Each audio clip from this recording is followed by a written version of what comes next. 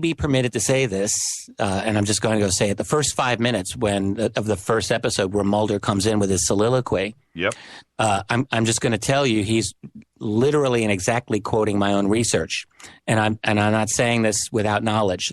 Chris Carter attended a lecture that I gave about a year and a half ago. I was in San Mateo, California. Oh yeah, the Secret Space Program conference. Yeah, and Chris Carter was there. I had the chance to have dinner with him, and I had other things happening, and that's a long story. But the fact was that, and I know he watched my lecture. There was one statement that Mulder said, for example, in the first 5 minutes, which was there are 10,000 UFO reports in North America alone every year. And I know for a fact that Carter got that from my lecture, because that's been one of, particularly at that time, was one of the big talking points that I would start all lectures off with. Yeah, right. No one else would talk about that statistic. And then the way Mulder was going through like the military sightings, boom, one after the next, and Malmstrom Air Force Base, and this one and that one, and certainly other people talk about those cases. But I mean, the way that he was doing it, that's really something that I've been working on, that exact type of presentation for the last 15 years. And I really feel like, yes, okay. My lectures don't reach 13 million people on YouTube, but through Chris Carter, that reached 13 million people. So I was gratified by that. Me too. And it's funny that you say that, because I felt the same way about Fade to Black. When, I'm watching it, I'm like, that's 1 week of Fade to Black, right? Right there. That first 5 minutes was what we do here. Right, and I just felt, vindicated. I felt like, you know what, cool. And you felt the same way. But what that does say, Richard, is that Chris Carter pays attention. And yes, I agree. I think, it was nice to see the X-Files. For me, I got into the X-Files like when everyone else did in '93 when it started, around the time that I started discovering the UFO phenomenon. And they were really totally different things for me. I mean, I realized that the X-Files was not history. It was fiction. What got me into the UFO phenomenon in '93 and '94 were the classic books, like by people like Donald Kehoe and Edward Ruppelt and Coral and James Lorenz, and people who wrote in the 50s and 60s. Right. And that's where I started. But at the same time, on a parallel track, I was very a fan of the X-Files, and I enjoyed the whole UFO arc that Chris Carter wrote out. And as the show really progressed, I started to think, I wonder how he's getting his information. And I wasn't really that knowledgeable in the 90s about how he was doing all of that. I just assumed that there were researchers that he was in communication with, right, which was true. But so in a sense, for me, it's kind of like it reminds me of that era for myself when I was first exploring the UFO phenomenon. And I really got to enjoy it. And it was nice to see the reboot. I don't really have the same kind of emotional, I don't care as much as I might have enjoyed it in the mid-'90s, but it was nice for me to see, for sure. Well, it was also for me, I had mentioned this earlier in the week, that 13 million number that you just brought up is extraordinary. And I don't know, but I'm guessing that there was probably 500,000 or 1 million people that were us, right? Us, that are into the subject, and we study it every single day, and we do our thing. But there was probably 12 million people that saw that show that have never heard of Element 115, free energy, alien hybrid, right. And that is what he pulled off in spades, because I can tell you, I don't know the numbers, but Google went haywire the next day. Element 115. You know what I mean? And, right, sure. And the free energy, which again, Chris Carter was at that particular conference in San Mateo, which had a lot to do with breakaway technology, free energy, secret space program. There was a lot of that type of talk in there. Yeah, Bassett was there doing his thing. Yeah. So now, but combined with that, the CIA just can't. They're kind of like Donald Trump. They can't let somebody steal the show. And they go and release, their X-Files. Well, they say. Right. Actually, none of that was new. None of that stuff was new. Correct. That was all old news. but the timing obviously was deliberate and with intent. Yeah. And what did you think about their selection of material? Well, what I think that they did, I mean, to be perfectly honest, I'm glad you brought this up, because really what the CIA has pretended to do for all of these years is to release fresh UFO information. And they've never been forthcoming about it, not ever, not even one time ever in their history, not once. So in other words, through the 1950s and 60s and into the mid-70s, the CIA would pretend that they had no UFO data. We don't research UFOs. It's not our domain, et cetera, et cetera. And then they were proven absolutely wrong. They were proven to be liars. By the late 1970s, when the Freedom of Information Act proved them wrong. Right. People like Bruce Maccabee and Todd Zeckel and Peter Gersten, a number of others in the late 70s requisitioned thousands of pages of documents from the government, many from the CIA. And suddenly the CIA was in this position of saying, we have some. And ever since then, they've been like the British government's the same thing. Like they pretend to be releasing all of this fresh information when in fact most of the release is, utterly off the point, uninteresting, not the classified stuff that people are looking for. In the CIA's case, though, they've always acted as though, well, we're just releasing this. The latest batch of documents that they have been talking about have been out in the public domain for decades. Every last one of them. One was the Belgian Congo mine UFO sighting from 1952. Excellent event. I mean, it's a very interesting event, but we've known about this for years and years. I've written about almost all of them, those documents that I looked at in my various books, and I'm not the only one. So it's really the CIA pretending to be open about this and saying, oh, yes, well, here's more, releasing it. And journalists, these mainstream journalists, they do no homework. They don't do any – they're willing to – they like to think that they question the government on all of these other issues, but when it comes to UFOs, they don't question a thing. And they just kind of accept blindly what the government has to say on it. I don't know if they did the same treatment out on the East Coast that they did out here on the West Coast, but here in Los Angeles, right before the X-Files started, Fox comes on with their news, right? Their news at 11 or whatever, news at 10. Right. And tonight we're going to discuss the CIA's releasing their own X-Files, and of course they run the music in the background. Yeah, and again. It's not to the 500,000 or million of us that were watching the show. It's that 12 million that are watching the X-Files that have no clue. And then mainstream goes and hits them like that. And they are thinking that the CIA is actually releasing these top secret documents finally. And it was how do I say this? You know what? I'll say it. It's the lie that the mass media is doing, out to everybody. And it was just a fascinating thing to see. Rita and I, as we're watching this, we spun and looked at each other and rolled our eyes like, what? Are you serious? But that's how they want to present it to the masses. I mean, it's good that they might remind the public that, hey, we've got these documents. But what they really should have done, had they been honest brokers about the whole thing, is say, for the record, we have long since released X number of documents, all of these that are here. Or actually, what they should say, to be truly honest, is a number of researchers pried them from our closed fists, and they ripped them out, and they're in the public domain, and now here they are. That would be the honest thing to say, but they don't. Of course, they don't do it. This is all for spin. It's all to give the public the idea that, oh yes, well, we're totally open with you. And did you anything but? Did you? I went to the CIA website, by the way, right? So I go, and yes, I did, and I'm clicking around, and I've been there, sure. Yeah, and well, I'm paranoid every time I do it, but anyway. their how to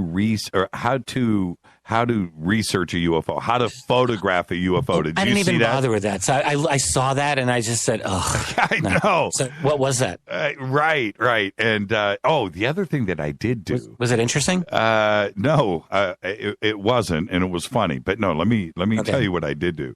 I went and clicked, and I swear I thought I was going to get email from doing this. I went and clicked on employment opportunities. Oh, did you? Yeah.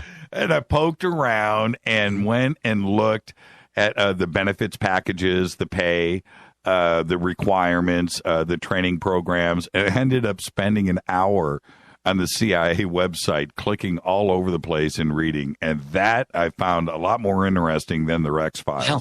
You're going to get decent benefits with all the cocaine trafficking and securities banking fraud that they engage in. So, it was pretty wild. So to be an agent, I forget the classification of this particular agent, but it said you have to be willing to be covert and to work and not to let anybody know what your real job is. And you can't discuss things with your family, with your friends, right? And they have this whole job description. It was like the creepiest thing ever, and it's right there, man. You should go check it out. It's a pretty fascinating read. Yeah, sure. Pretty fascinating read. They have to be, they have to, I mean, that's standard is, you can't tell people that you're in the agency and whether it's any other department, the State Department, of course, famously, but I'm sure many others. They did say that you would be stationed in the Washington, D.C. area first, right? To learn how to keep a job, covertly, I guess, not tell anybody. But then you will be spending all of your time overseas. Well, so anyone listening to this, here's my advice.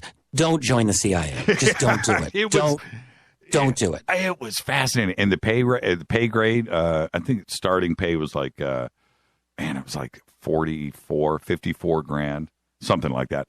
Okay. Yeah, with good benefits, of course. I mean, it's all based on a system that's just destroying. It's truly destroying this country of ours. It totally is. And now we're going to be up against a break in 60 seconds. Right. So before we head to the break, what are you going to be talking about in Big Bear? I have been rethinking and trying as a fresh approach as I can of looking at the extraterrestrial hypothesis for the entire UFO phenomenon. So I'm looking at the evolution of that hypothesis as it started in the 40s and 50s and 60s and how it really morphed and how other competing ways of looking at the phenomenon have kind of come in, the interdimensional ideas and much, much more. And then, but really trying to look at the ETH in a fresh way with a 21st century perspective in terms of what are we really dealing with?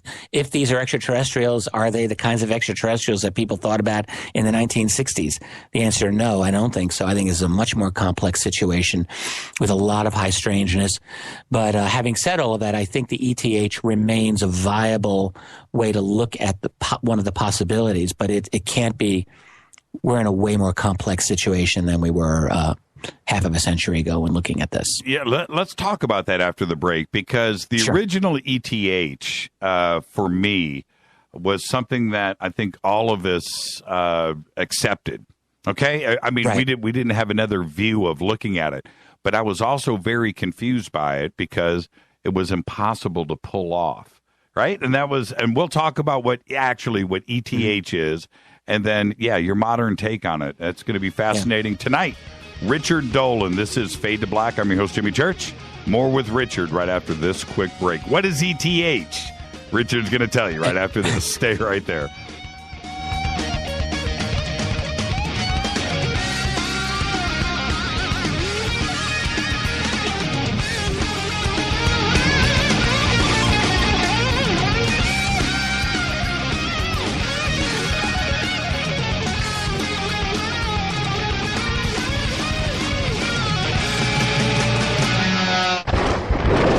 This is Fade to Black with Jimmy Church on the Game Changer Radio Network and KGRA, the Global Radio Alliance. The station that talks the net. KGRA Radio. Hello, I'm Katie, and you're listening to my main man, Jimmy Church, on jimmychurchradio.com. Hi, this is Ray Hobbs here, repping the planet, and you're listening to my good friend, Jimmy Church. Fade to Black. on the Game Changer Network and the KGRA digital broadcast station. People love to shop. What if you could shop and it was actually good for you? What if you could actually purchase items that bettered your life? What goes into your body is important to what quality of life you have. How about shopping for items that better your health? GetTheT.com is that shopping place. We're not only tea, even though that's our number one seller, we are about helping your health. There's Colostrum LD for those of you with autoimmune troubles. The product helps your stomach get on track. GI problems produce pain. Get relief with Colostrum LD. How about some fat burners? Or maybe some joint aid? Or a power cleanse? There's so much to tell you with very little time. So get help health-wise at GetTheT.com. That's GetTheT.com. Or you can call our friendly operators at 928-308-0408. That's 928-308-0408. Get help and relief by going shopping. Shop at GetTheT.com. That's GetTheT.com. Serving people with great products for over 8 years. GetTheT.com. This is TalkNetwork.com. Imagine no longer being tied down to your computer, but having the freedom to take live talk radio with you anywhere you go. TalkStream Live introduces our first ever iPhone application. The talk shows you follow now follow you. And your iPhone is now the fastest and easiest way to stay connected to the best talk radio on the internet. Let TalkStream Live transform the way you listen to radio. Listen to live talk shows 24 hours a day, 7 days a week. Mobile talk radio from TalkStream Live. Now available in the iTunes App Store. This is Toby Kebbell. You're listening to JimmyChurchRadio.com. Don't hurt me, Jimmy. I'm only little. Hey, I'm Adrian Grenier. And this is Ari Gold. We're the Honey Brothers. Yes. We are of the Honey Brothers. Hey, I'm Adrian Grenier. And I'm Ari Gold. We're the Honey Brothers. And you're listening to Jimmy Church. The Revolution. Hello, Fadernauts. Are you looking for the ultimate Bluetooth speaker system? Well, check this out. The Studio Dome surround sound system, featuring the Studio Dome 1 SD1 and the Studio Boombox SBB wireless Bluetooth speakers, is the perfect way to get surround sound without all of the cable headaches. With its own hard shell custom carrying case for taking your surround sound experience on the go. Each hard shell case comes packed with an SBB, 2 SD1s, cables, and power. It's just $99. And you use the promo code Jimmy, and you get yourself some free shipping. Once again, Studio Dome brings you the best deal on the net. Anywhere. Just go to the Studio Dome banner, JimmyChurchRadio.com, promo code Jimmy. Go Beckley Teppy. This is Micah Hanks of the Gralien Report, and you're listening to Jimmy Church on Fade to Black, across the globe on the Game Changer Radio Network and the one and only KGRA Radio, The Planet.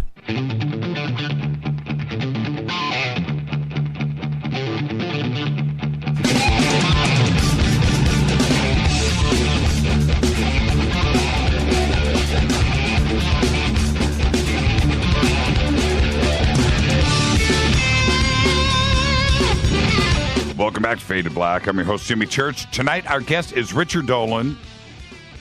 Ben Hurle is going to be here in a few short minutes. Jimmy at JimmyChurchRadio.com is the email. At JChurchRadio is Twitter. We do about 3,000, 4,000, 5,000 tweets per show. Come hang out in the sandbox. Hashtag F2B. Last night, for the X-Files, something strange happened. Some kind of weird synchronicity went down. And it was this. Last night we had on Suzanne Chancellor on the show, and she told us about her new partner out in Rhode Island. His name was Jack. And we talked about Jack for the last half hour of the show. Okay, so then we get home after the show last night. We get the X-Files going. And what happened in the X-Files? Back to back, we had, right in almost nearly the same scene, the Jackalope, the Jack Russell Terrier, and the name on the grave was Jack. This is like totally weird, right in a row. Jack. We had a Jack evening last night. It was pretty bizarre. I don't know if you caught that last night, Richard, but I didn't. I missed the X-Files, but what I will say is I just, in the last couple of months, published a really fascinating and bizarre, but fascinating book by Mike Cleland, who's a friend of Suzanne Chancellor. And Mike's book is called The Messengers, and it's subtitled Owls, Synchronicity, and the UFO Abductee. And the key word here is synchronicity.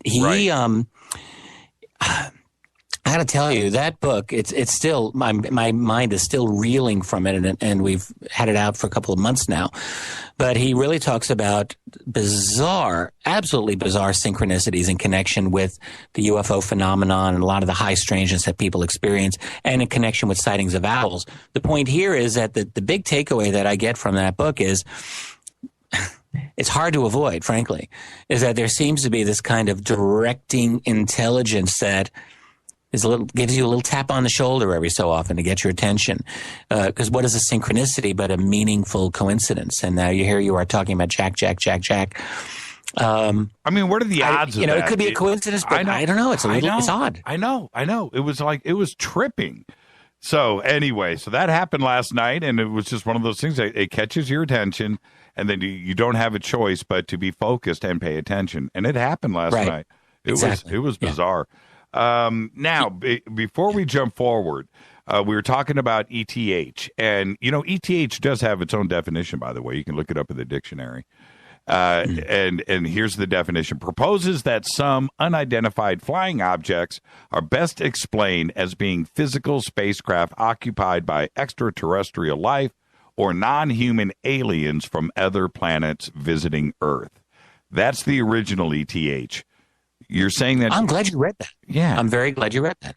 Well, my problem with the ETH, this is way before the concern of ETH came up. About 20 years ago, I was over on a UFO forum back in the early days of the internet on Paranet or something, one of the old ones. I remember that. Yeah. Yep. And I'm there and I'm causing trouble.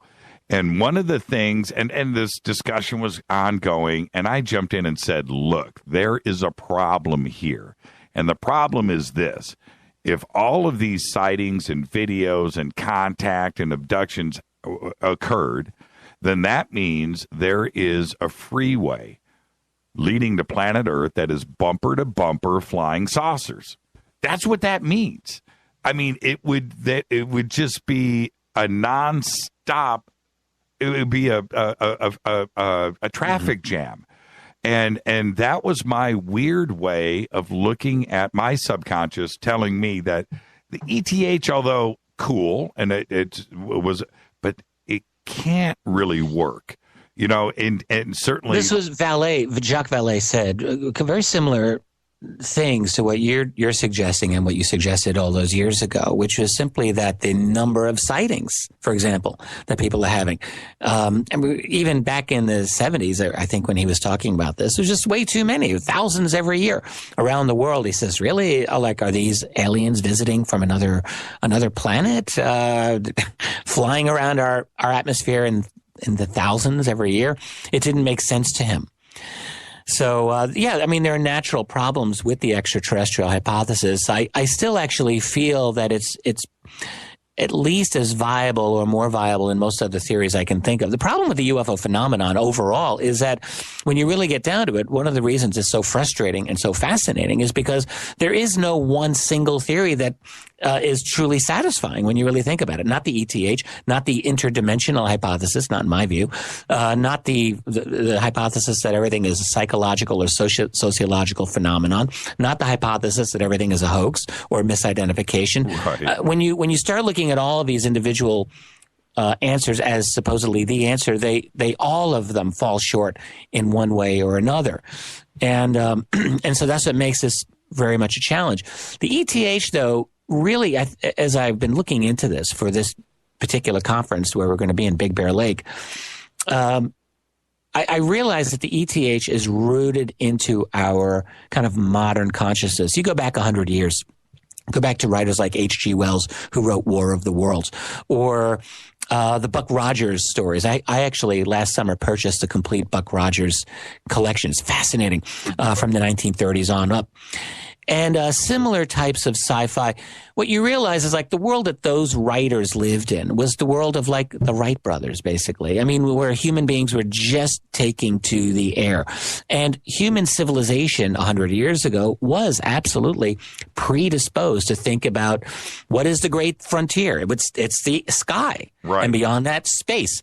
And so I think there's a very strong predisposition to think about beings from outer space. Really not surprising. And so then you enter the flying saucer phenomenon in the 40s. And it wasn't that difficult, I think, for people to hypothesize, oh, wow, well, we're not making flying saucers. Therefore, it might be likely that they're coming from another planet. But and so, I mean, that's how it went in the 1940s and 50s and 60s. A lot of these researchers who were into the phenomenon hypothesized it's probably beings from elsewhere. Are they from Venus? Are they from Mars? This was very widely discussed back then. Well, and so let me jump in where ETH 100% works as a theory, as a hypothesis, is what if they are here in our own solar system? You know, what if there is an alien base on the dark side of the moon? What if they are coming from Mars? What if there is something that we just don't know about? And you think about the movie Mars Attacks, right? And you kind of wrap your mind around that for a second. But that's where ETH would absolutely apply and work. It doesn't work if they're coming from the Sirius star system. You know, I don't know if I agree with that. I mean, I'm not sure I would be so willing to dismiss it from another star system. It seems, I agree with you in that it seems like it would be improbable. After all, the distances between the stars is vastly orders of magnitude beyond the distance between the planets. Right. I think we understand that. But no, I wouldn't quite be willing to rule that out. And this is what gets me into kind of a revised ETH. First of all, I guess what I would like to say is the ETH really it didn't fall apart in the 60s and 70s, but it was very much undermined by people like Jacques Vallée and John Keel and other individuals who realized that these beings, if that's what they are from elsewhere, they haven't invaded, and it's been a couple of years now. There's been no announcement. There is a lot of high strangeness that doesn't seem consistent with simply beings in spacesuits coming from another planet. So none of that made sense. It's true. You have Vallée talking about, well, maybe the ancient fairy phenomenon is related to this, and John Keel talking about ultra-terrestrials, and on and on. I would still say that. And there's one other thing. This really worked against the ETH, which was, I guess we can call it the distance argument. It's kind of, you were implying this yourself, the distance between the stars, and the basic impossibility of us getting into any kind of spacecraft that we can think of and making it to the nearest star. And the other thing that a lot of scientists pointed out, or at least some theorists pointed out, was the likelihood of the brevity of an advanced technological civilization. I mean, they're looking at us, of course. We've only been around for a short period of time, and we're already teetering on a possible self-extinction. I think we can all recognize that that's a possibility. That's right. In other words, we haven't been here long. And if that is replicated on a widespread basis elsewhere, then it would be likely that other civilizations would not have the opportunity to last long enough to get it out there to the stars. So all of these things made people think, maybe no ETH. I would say I look at it a little differently. And I mean, if you wanted to jump in, I didn't want to. I'm going to make this very brief. If we look at somebody that's tremendously advanced, past us, million years, let's just pull a round number out. Well, then certainly folding space, wormholes, technology, gravity, bending, all of that comes into play. And just maybe that flying saucer that doesn't have a lot of food, right? And people that don't age because it would take, a million light year, whatever, to go across.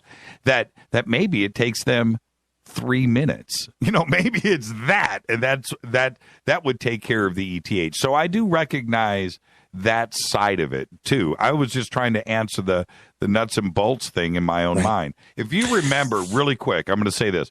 I'm sure you read Arthur C. Clarke's Rama series. Okay, right? Okay, maybe, it's okay. Maybe back in college, I might have read. Okay, it's okay to say no, but what he did do, I don't think I read much of it, if any. Well, his contact version was an ETH hypothesis, in that it was a ship that had been traveling for tens of thousands of years, and it was on a trajectory to Earth. Right. Okay. And this ship was 150 miles long, 50 miles. It was a tube, right? A tube. Okay. And with a city on the inside of it of robots. Okay. And Cool. that was it. And that ETH version of the nuts and bolts craft, not bending space and so forth, made sense. And that's how ET would get here. Quite simply, no food. It's just robots. And again, it answers, it fixes the problem, the conundrum. Well, and let's take it another step and look at AI, artificial intelligence. Right. I've been really turned on by looking at AI and its connection to ufology since probably my first published book almost 15 years ago. I remember when I read Ray Kurzweil for the first time, and it was at the time it was a mind-blowing experience for me. I read the book called The Age of Spiritual Machines, which is still a great book. Yep. And what became evident to me is that if, with sufficient advances in artificial intelligence past what they call the singularity, in which computing intelligence becomes self-aware and so on, that alone, you and I aren't going to make the trip to the nearest star, but can a highly advanced artificial intelligent ship or craft, make it? And I think, yeah, in theory, I don't think there's any problem with that. And would they be able to devise ways that are beyond our own civilization's ability to understand ways of propulsion technology? And now we're on the verge of not simply AI breakthroughs, but quantum computing and genetics and being able to so all of these things, when you start looking at the confluence of all of these factors, and then let's look at these other creatures or beings that people claim to be interacting with, and let's just emphasize claim, but there are a lot of these cases. There's a lot of very strange types of beings that people are talking about, and if any of this is true, what might explain it? It's certainly possible that these are artificially created beings.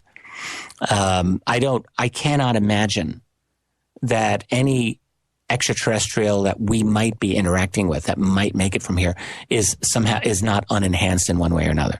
So I would think that every extraterrestrial that arrives here is probably genetically enhanced, modified, or is just out and out artificial in one way or another, like the Greys. We have so many reports of these gray aliens.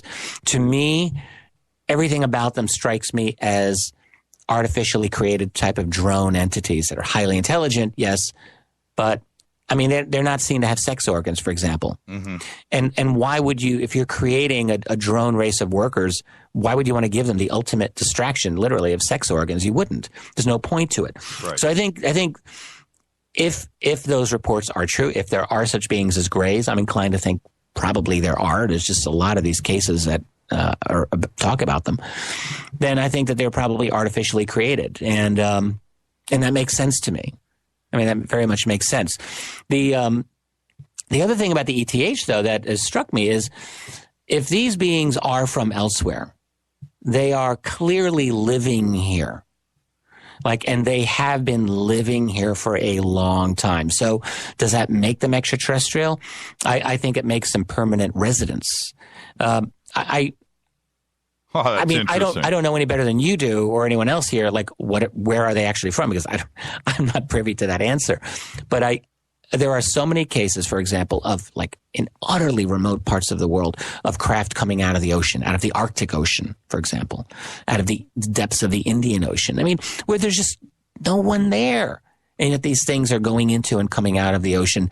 Enough of these reports that make me think this is happening. And what are they doing? They're existing in a very often isolated, quiet manner away from human civilization because they evidently don't really want to interact with us on a daily major basis. Well, I wanted to get back to your Ray Kurzweil comment because one of the answers for the ETH problem, because there is a problem with it, or a few, is what if Dolan's consciousness, yourself, is downloaded on a USB drive?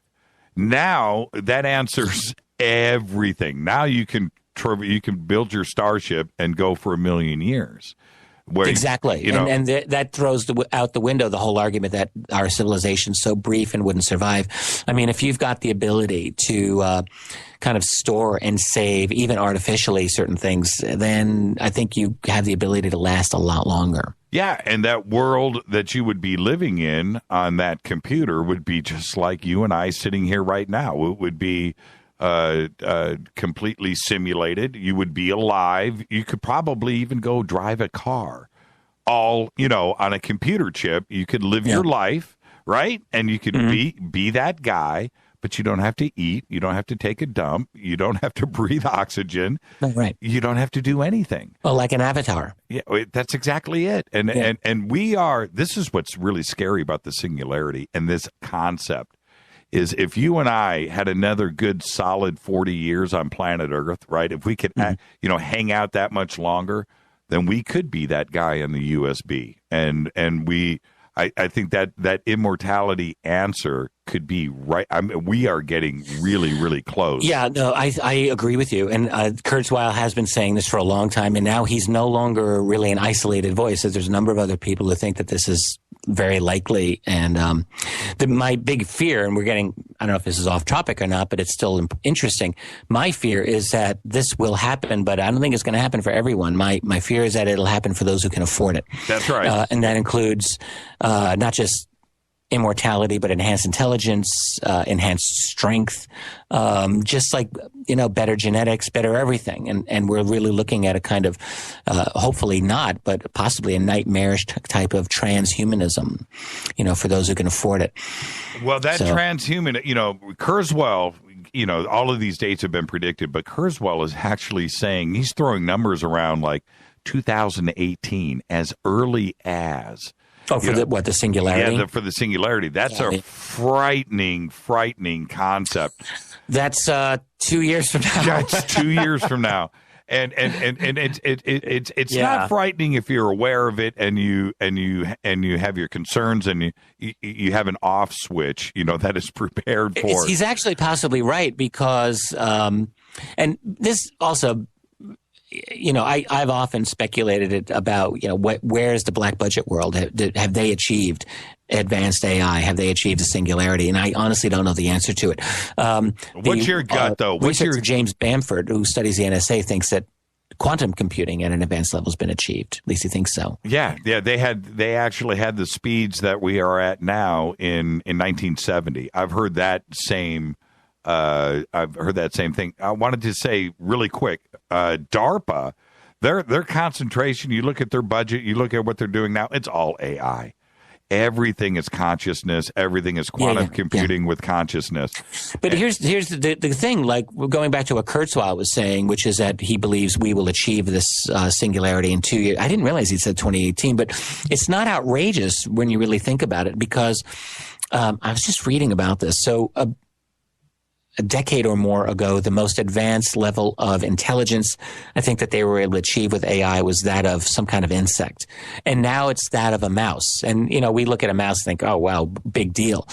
But that is a big deal. And that's a massive order of magnitude beyond that of an insect. So the kind of growth level that this is going is actually exponential. Yeah, they could achieve human level intelligence in a few years. We have 5 minutes left, so I'm going to get 2 points out really quick. And again, thank you, Richard. I can't wait to see you in 2 days.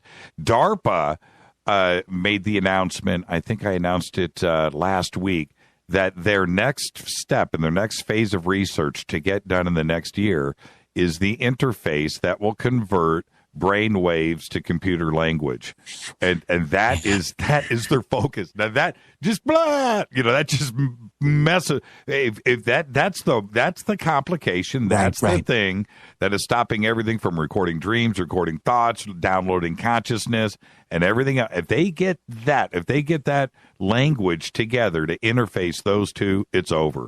It's over. Now, really quick, because I want you to jump on your platform here. As you know, 2001, September 10th, 2001, Cheney admitted to losing $3 trillion, right? Rumsfeld, but yeah. Oh, yeah, Rumsfeld, same crew. Right. Losing $3 trillion. here we are today in 2016, and obviously that number has grown. But where do you think that $3 trillion went?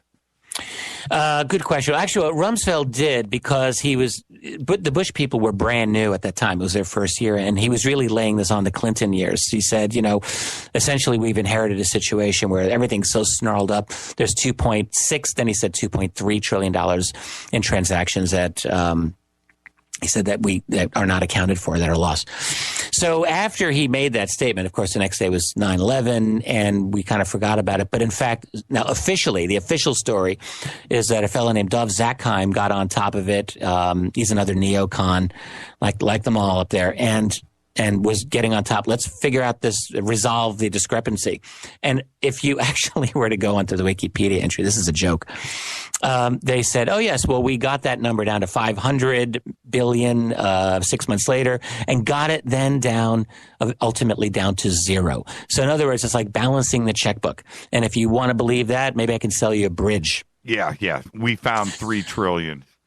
It's absolutely just not credible. And keep in mind, when Rumsfeld was talking about the $2+ trillion that were, he didn't say missing. That's really what he meant. He said unaccounted for. Unaccounted for, right. That was 8 times the Pentagon's budget for 2001 for fiscal year 01. The Pentagon's budget for fiscal year 01 was, I think, $310 billion. Well, he's talking about how do you misallocate 8 times your annual budget? It's like the budget for the entire world. It was actually like close to the GDP of the United States for that entire year. Yeah, that's what I'm saying. I don't know the exact number, but close. It's an insane amount of money, and I can't imagine the amount of construction, what could have been built, what could have been bought with that money. It boggles the mind. I'm sure that some of it did have to do. Back then, the Pentagon had several hundred separate computerized accounting systems, and it could very well be, this one wasn't talking to that one, and that one wasn't talking to this one. And it's possible that there was some discrepancies there, but there's no way, absolutely no way credible that that a vast amount of that wasn't just siphoned out, and where did it go is really the big question. I do believe a lot of it certainly went to line people's pockets so they can live like emperors, but I think a lot of it went into a black budget infrastructure, and some of which had to do with the UFO phenomenon, which has to be funded. It's expensive. It's expensive to research exotic technology that you're hiding from the rest of the world, and it's expensive to create an infrastructure to conceal that from the rest of the world, and so much more. So yeah, they're totally motivated to siphon the money out. And as Catherine Austin Fitts, who is one of my favorite people in the world, has often said, what it looks like to her is that we do not have a closed global financial system in which everything accounts, but that we have an open system. In other words, something outside is affecting our global financial system. And her belief currently is that something happens to be a breakaway civilization. Yeah, I think it's that. Obviously, underground stuff that we don't see built above ground, that has to get paid for, and there's a vast infrastructure there. But when you look at and we're going to be wrapping up here in about 30 seconds, but the secret space plane and that entire project that the Air Force is doing. You're talking about the XB-37, I believe? XB-47? Yeah. That's a ton of money. And what is it doing up there for 2 years, at a stretch? And when we think about, right, exactly. Yeah, 2 years. And think about how lame our media is. I know it's time to go, but no one asks these questions. No one in CBS and no one in Fox and no one in NPR. They just, whatever the military says, and they just let it go. Why do they not ask these questions? Like, what is your mission? How does this whole thing work? What's your technology? Oh, well, we're not allowed to ask. So, okay, sorry, we won't ask. What has happened, to American journalism? It's just gone completely down the toilet. That's why you and I are here, and that's why you are Richard Bleepin Dolan. Thank you so much, brother, and I'll see you in 2 days. Looking forward to it. Thank you, Jimmy. Richard Dolan, everybody. Thank you so much. We'll take a quick break. When I come back, Ben Hurle is going to be here live from Australia. Yeah, you need to come up to Big Bear, hang out with Richard and Rita and I and everybody else. This is Fade to Black. I'll be back with Ben Hurle right after this. Stay with us.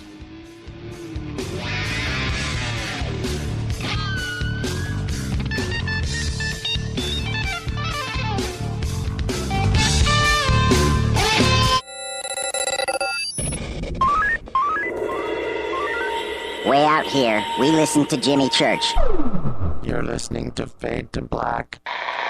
Always on the edge of the hottest alternative talk. Jimmy Church with Fade to Black. KGRARadio.com. ¿Qué tal, mis amigos? Yo soy Mario Carson, el tiburón, y los invito para que escuchen a mi buen amigo Jimmy Church Radio. ¡Claro que sí! Ray Sobbs here once again to tell you about the Space and Alien Snowfest Ufology Conference taking place in the ski resort city of Big Bear Lake in sunny Southern California. What a lineup. Richard Dolan, Chase Kletsky, Micah Hanks, George Norrie, Jason Martell, Jimmy Church, Linda Moulton Howe, keynote speaker Stanton Friedman, and more. Along with the speakers and lecturers, join the luncheon hosted by Jimmy Church. See a world-class UFO ET-themed ice sculpture contest with attendees voting the winner. Enjoy the quaint shops, restaurants, and pubs in Big Bear Lake Village, and enjoy some of the best sky watching you can imagine. After the hectic holidays, gift yourself with a retreat the first week of February and come relax with us in a premier ski resort town high in the mountains of the Southern Sierras with an average of over 300 sunny days a year. Take advantage and book your lodging early and get your tickets now. Visit our website and register at aliensnowfest.com. That's aliensnowfest.com. This is TalkNetwork.com. Did you ever turn to your radio for your favorite talk show to find that it's been preempted for this? In the air to deep right center. Back goes Lewis to the wall, and it's out of here!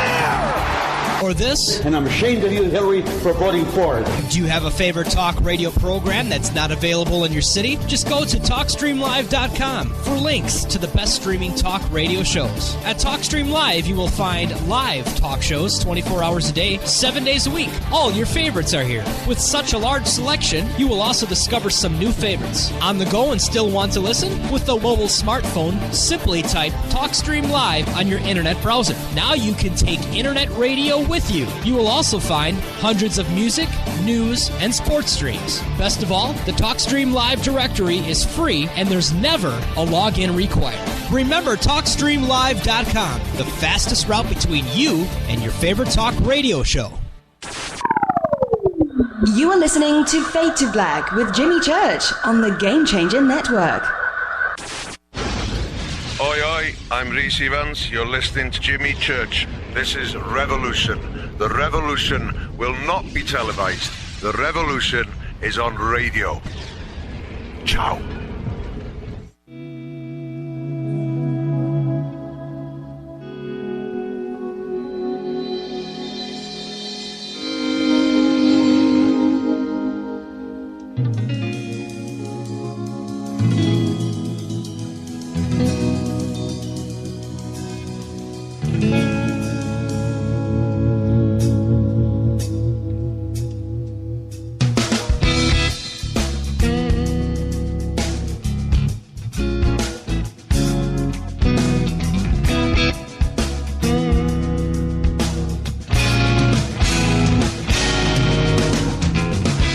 Welcome back to Fade to Black. I want to thank Richard Dolan.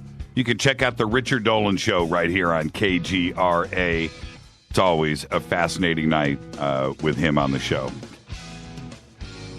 Ben Hurle also has his show right here on KGRA.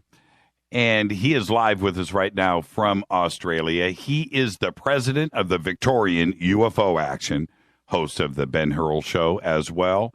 And Australia, it has a rich UFO history that ranges from ancient Aboriginal legends that hauntingly parallel the modern-day UFO phenomenon to cases from first settlement stuff from 1788 right through to the present day.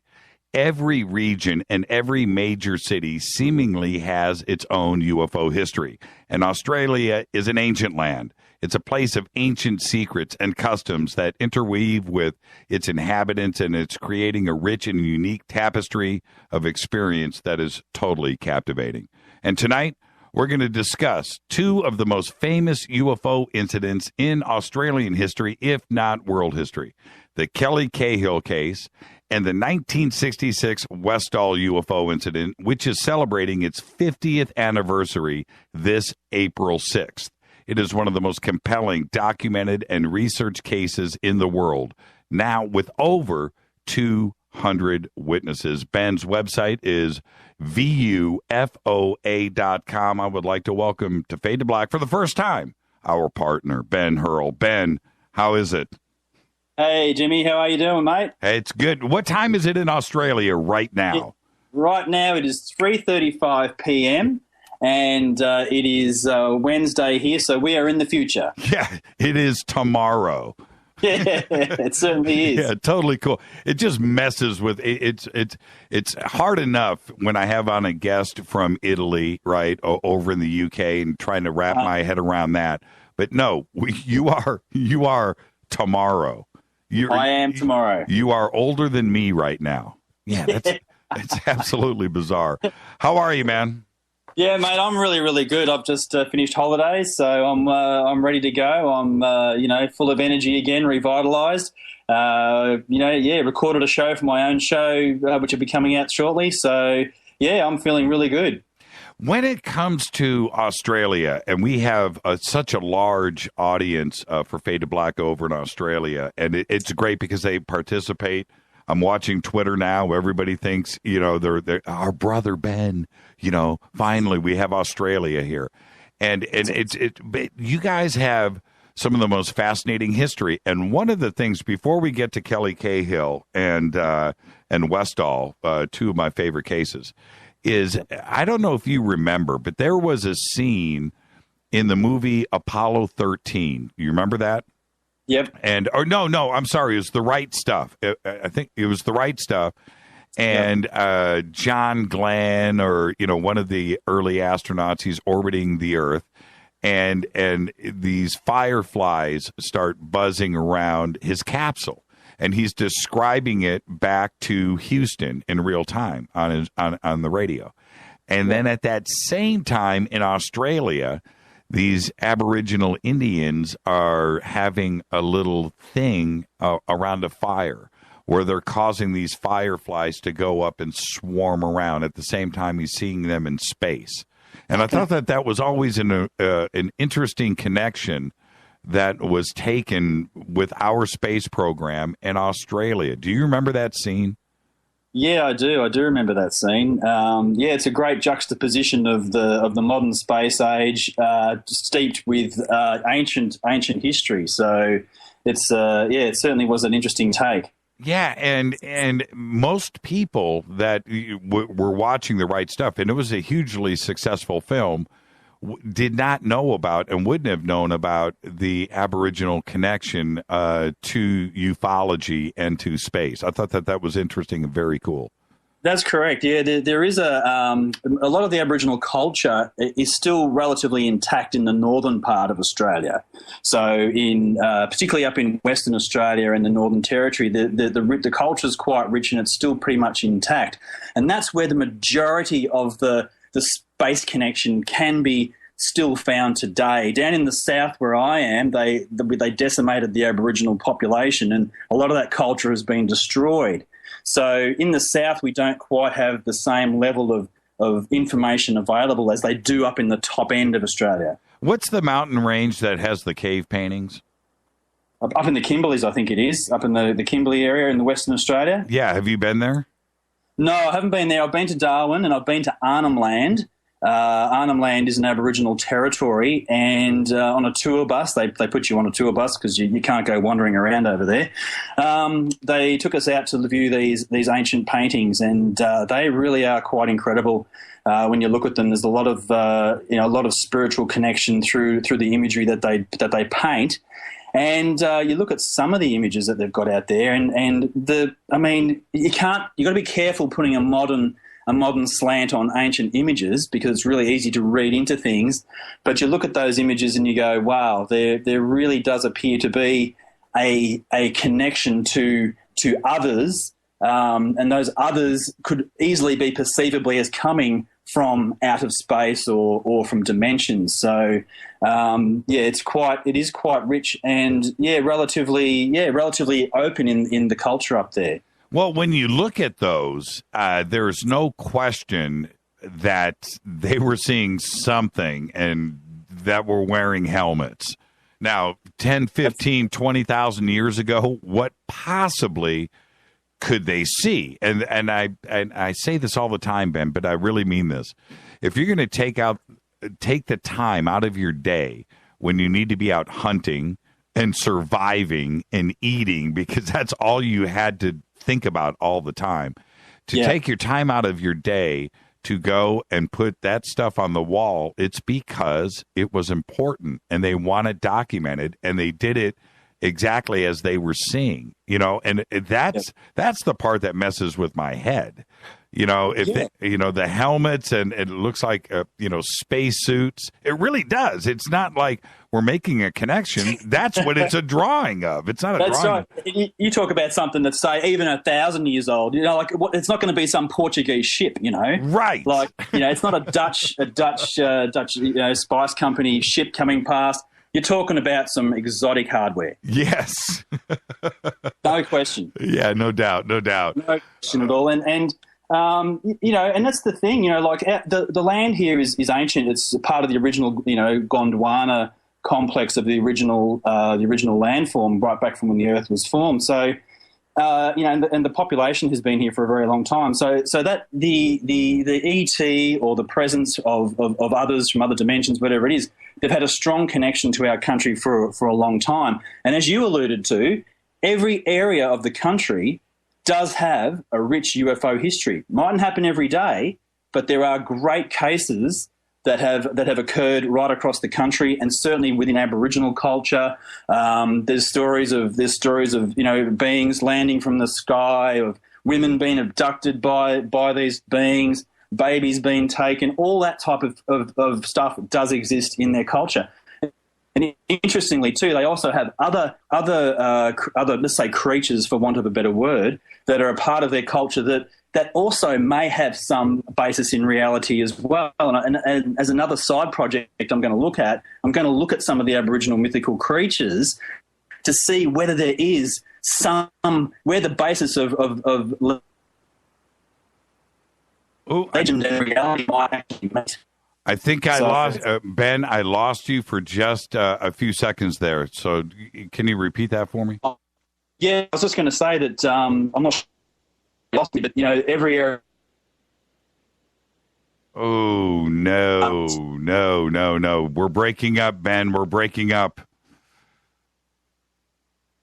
Okay. Yeah, we're breaking up just a little bit. Let's see if I got you now. I'm a fair way. Okay, we've lost you, Ben. Just hang on, and I'm going to reset the connection. You just stay right there. This happens. It happens from time to time. It's okay. It is Australia. What's so funny is, hey Ben, are you there? Yeah. Hello. Okay. Now we reset the connection. Okay. Let's before we head, we've got 15 minutes to the break, and I want to talk about the Kelly Cahill case first. We spent a lot of time last week talking about this, and it was fascinating. And most of our audience had never heard of the case, and they were just like me, completely fascinated with the case. Now, a couple of things I want to set for everybody. Kelly Cahill was not her original name. She changed her name to protect herself. Is that right? That is correct. All the names I'm going to mention today are all cover names. Okay. All right. And did you have the opportunity to meet her before she left Australia? Unfortunately, no. I have not had that chance to chat with her. The case occurred in 1993. Her book came out in 1997. Right. That's when the case really took hold with everybody. Like, that's when the media were on it. That's when the book was out. She was doing the tours, and it became a really big thing at that time. I think I was about maybe 24 years old at that time, and I wasn't doing UFO research, but I was interested in the case because anyone who's had a look at the case can see that on many levels it has a lot to offer. And she basically, in the end, got sick of the whole thing, and she basically has since to a certain extent, distanced herself from it. So the researchers in Australia that I'm familiar with, and I know practically everybody, at this point in time, no one knows exactly where she is. I've heard reports of her being in Asia somewhere. Yeah, that could be true, but I've heard reports that she's back in Australia too. So it's at this point in time, I want to put it out there, Kelly, if you're listening to us, the modern audience would certainly love to talk to you again about this case from that period of time. And modern researchers in Victoria would also like the opportunity to discuss it with you. And I'm sure she is going to hear this. Somebody out there knows her, right? As they do. Yeah. This is too big of a show, and it's going to trickle back. Plus, I have my people over in Australia, too, desperately trying to search for her. So now there's a couple of interesting points on this. Like you said, it touches on so many levels. First off, you have been to the location. I certainly have been to the location, and now it's quite built out. It's the suburbs have caught up with that area. But back in 1993, it was empty fields. So, there was just long grass out there. It was dark skies. There was no street lighting at that particular point in time. So when I went out there a few years ago, which I did on the UFO TV special, it was starting to get built up. And last year I went there again, and it had even been built up further. So the actual location is getting consumed by suburbia. And that's a real shame in some respects because, the people in the area, to a certain extent, are losing connection with this extraordinary event that occurred there. I went to, in Phoenix, there was this, in Cave Creek, north of Phoenix, north of Scottsdale, there was a UFO incident that happened in the late 40s there, early 50s. Craft landed, was then moved away on a truck, on a flatbed. The witnesses were there, but at that time, it was remote. Immediately after that, I went to the location in the 90s, drove there, and but immediately after they removed it, I'm talking about 6 months later, they built a parking lot over this plot of land out in the middle of nowhere.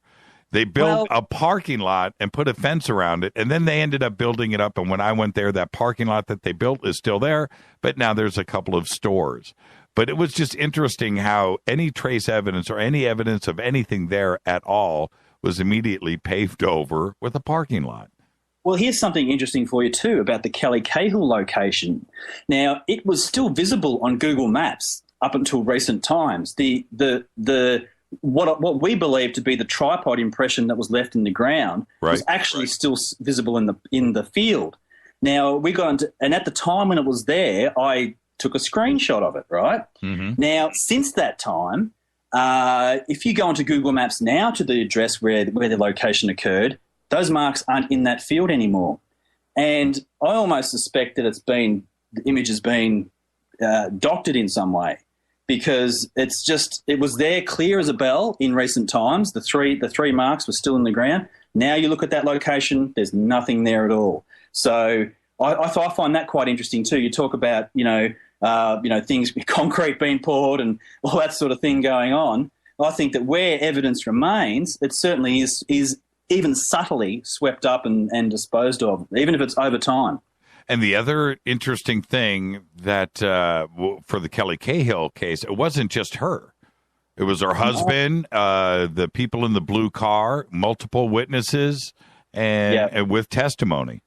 I want to make this clear to everybody out there exactly how big a case this has the potential to be. Right. You've got so many things going on in this case. It is complex, and it has everything that you would want to tick off the list.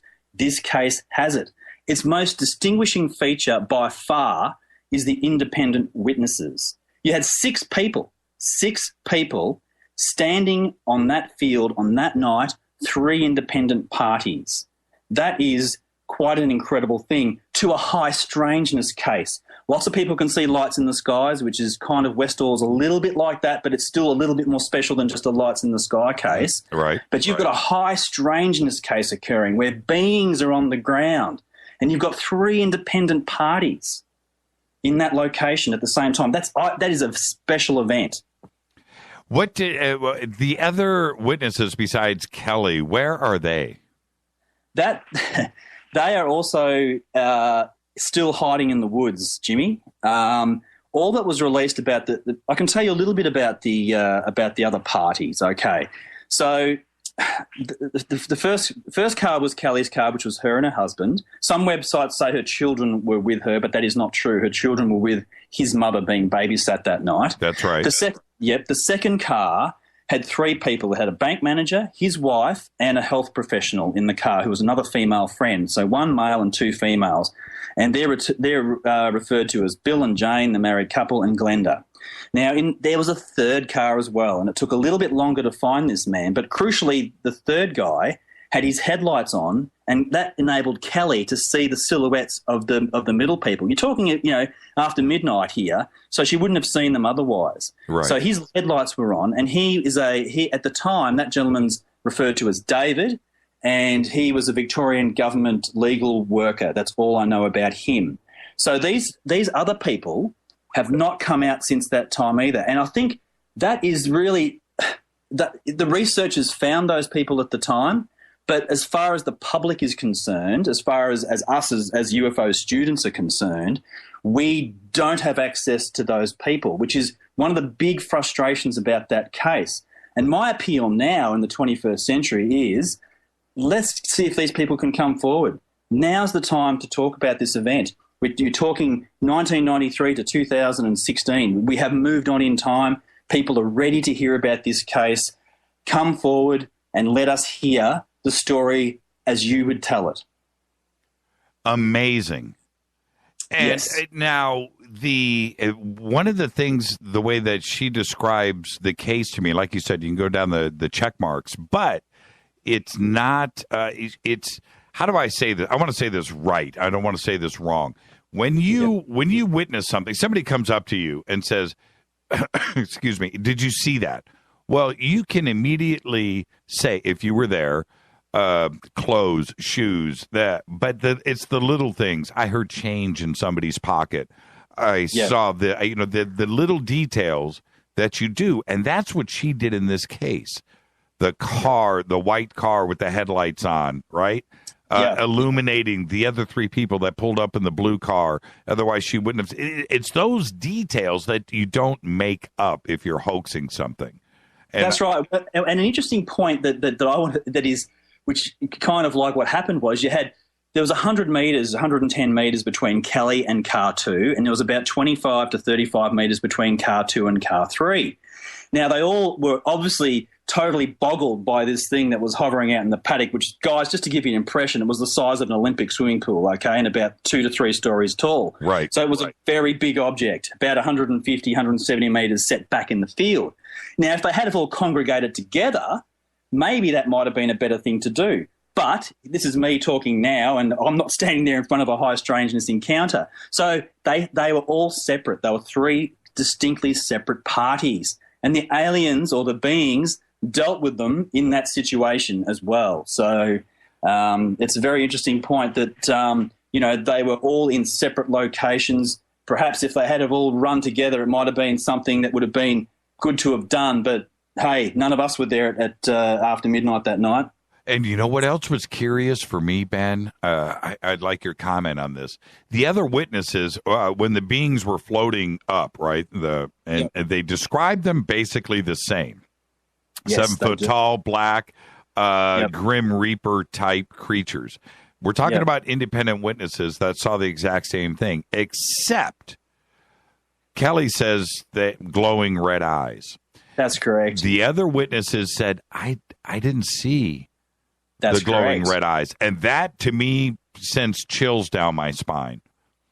Look, there was 2 completely different experiences. And I think this is part of the nature of the phenomenon, is that each experiencer is having their own experience. Right. And there are some things that are connected to it that are the same, but there's other things that aren't. Now, Kelly's paradigm at the time, she was Pentecostal, okay? She would lock herself away in her room for 2 or 3 weeks at a time, reading the Bible, absorbing every passage of the Bible. So she had a very, very Christian view of the world. And through her paradigm at that time, she saw them as demons, as soulless creatures, and for her it was a very hysterical experience. The other witnesses didn't quite have that reaction to it. They didn't have that background that she had. So you don't get Glenda, Bill, and Jane quite in the same vein that she had, that she was calling them soul vampires. And Kelly had a whole host of other things that happened around the event as well, which we could talk for hours about. So, yes, so getting back to that original point, they all had a slightly different experience, including the men. The male experience was different from the female experience. To me, again, I'm always looking for holes. I want to trip somebody up. I just want to see, you know? Yeah. And when it's presented like this, it freaks me out. It just has the air of truth to it. Look, the case. I can't stress enough how big this case is and how big it was. Right. It really. Guys, get out there, research it, read about it, find out all you can. Get her book, Encounter. It's not published anymore, but you get a copy on eBay or somewhere. Get it, read it, absorb it. If you're an experiencer, if you're a UFO student, grab that book, read it. You will be blown away by how that whole story comes together, how complex it is. Yeah, it's an amazing case. We're going to be up against a break here. A couple of things. One, Lynn and Oz, she just goes, "You got to talk about Frederick Valentich. You got to talk about that case." And that case, when I and you'll enjoy this, Ben. When I'm doing my research and I'm the UFO guy years ago, and I got addicted to Frederick's case. Yeah. I went in. I all my chips were pushed into the middle of the table. That case, I'm serious. That case to this day freaks me out, and it's one of those cases that we need to get you back on the show, and I promise you, Lynn, we'll do a whole 2 hours on Frederick's case. Again, I don't know how you guys do this in Australia, but you guys have these compelling, comprehensive cases, and Frederick Valentich's case is one of the most fascinating in all of ufology. In fact, all three cases tonight we're talking about are top 10 cases. They are. Jimmy, if we were sitting around a campfire, I could really give you some great Australian UFO tales that would send chills down your spine and everybody and all the listeners as well. Our cases here have been really good cases. You've had, you've got, as you say, you've got Westall, you've got Valentich, you've got Kelly Cahill, you've got the bending headlights case at Burke's Flat. Right. You've got Mundrabilla in Western Australia. You've got so many cases out there that are really highly credible cases with trace evidence, with distressed witnesses. The whole thing that's happened down here, it is all there. And you got Pine Gap. And you've got Pine. We have Pine Gap. It's your facility sitting in our backyard. Yeah, man, you got Pine Gap. And you know what else you got? Oh, I'm going to flip you out. Have you ever seen the movie Wolf Creek? Yeah, I've seen the movie Wolf Creek. Okay, well, you also got that, too. Yeah. Man. We sure have. Yeah, I remember the first time. I've got it on DVD, right? I got the special edition, and I watched it, and I ended up getting really into that movie and watched it a few times. But I remember getting to the end of the movie, and they were like, this is a true story. And I was like, what? Then I get to the documentary on it and ended up getting really deep into that case and the family and what actually happened out there. And it turned out that movie, and for our audience, that movie is one of the scariest movies you can watch. And then you find out that it's a true story or based on actual events, and it's it's really probably closely based on a serial killer we had in New South Wales called Ivan Milat. He really fits the profile for Wolf Creek. So, yeah, look, Australia has to give people a perspective, Australia is the same geographical size as the United States of America. It's the same size, but we have 20 million people. I know, right? So it's very sparsely populated. Most people live in the cities. I live in the country. I'm 3 hours out in the country, but the majority of our population live in those centres. So there's lots of lonely skies. But the UFOs don't just appear in the lonely skies. They appear in the cities. They appear in the larger regional areas, out on the lonely roads. Let me jump in, Ben. We're on a break. This is Fade to Black. Ben Hill, live from Australia. Ben Hurle, when we come back. Stay with us. Hi, everybody. This is Rob Halford, the Metal Guard, on JimmyChurchRadio.com. KGRA Radio. Intelligent talk. Why do people order Life Change Tea? Because Life Change Tea helps the digestive system. Life Change Tea helps the colon unclog. The tea also helps with high blood pressure, high cholesterol, and many, many other health issues. Life Change Tea also tastes great. And Life Change Tea is not just green tea. Life Change Tea is a unique blend of 8 different herbs that go to town, cleaning your body of harmful toxins, bacteria, and parasites. Our tea is number 1. Are you ready for your life change? Let the tea help you. Log on to our online store of helpful products to get your body on track. Log on to getthetea.com. That's getthetea.com. Or you can call us at 928-308-0408. That's 928-308-0408. Not all tea is equal. Read our website of all the factual testimonies that prove that Life Change Tea is working. Health is important, and our quality of life is very important. Don't wait to order. Expect a life change with Life Change Tea at getthetea.com. Hi, I'm Richard Dolan. When I'm not hosting my radio program, The Richard Dolan Show on KGRA, or writing new books on UFOs, I run a publishing company. I'm proud to say that Richard Dolan Press has published some of the most fascinating books available on UFOs and related subjects. They include Dr. Bruce Maccabee's classic analysis of the UFO cover-up, David Marler's breakthrough book on triangular UFOs, Dr. Richard Sauter's unique work on underground bases, and other classics by Grant Cameron, Chase Kletsky, and Dr. Bob Wood, not to mention intriguing works by Eve Lorgan and Laurie MacDonald that deal with truly bizarre phenomena. I'm proud to publish such high-quality and original works, and there are several amazing books about to be released over the next few months. Go to richarddolanpress.com to learn more.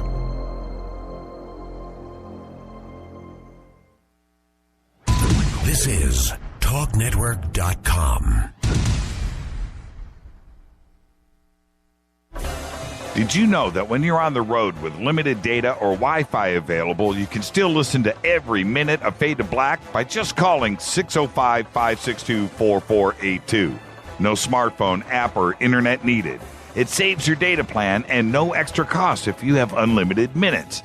Just call 605-562-4482. You can listen to me, Jimmy Church, on any phone, anytime, anywhere.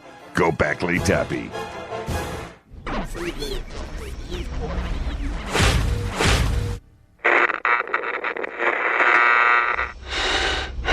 You want to know a secret? I love ponies. I really love ponies. I'm serious. I couldn't stay sane without ponies to brush. Why fade to black? Because you never got that pony, damn it. This is Fade to Black with Jimmy Church on the Game Changer Radio Network and KGRA, the Global Radio Alliance.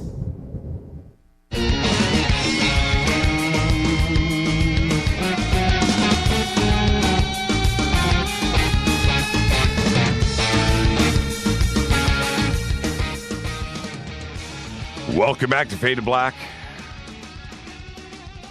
Getting an update from Big Bear live right now.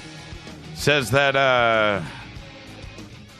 we're going to open up some additional seating due to high demand.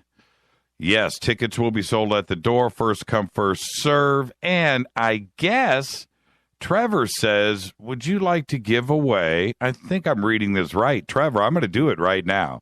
And you're not going to have any way to stop this. I've got 5 passes for the Mixer with George Norrie.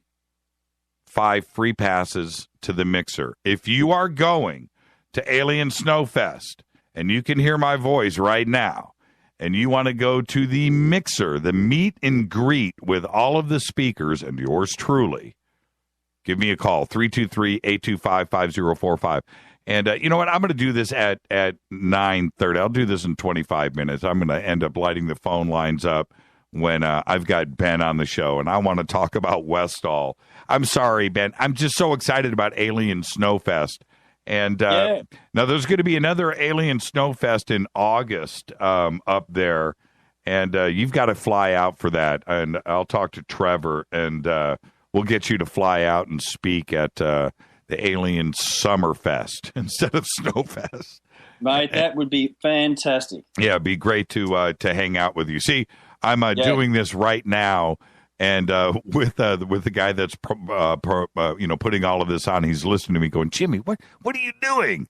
Wait, stop!" But it'd be really cool. Okay, now Westall and the.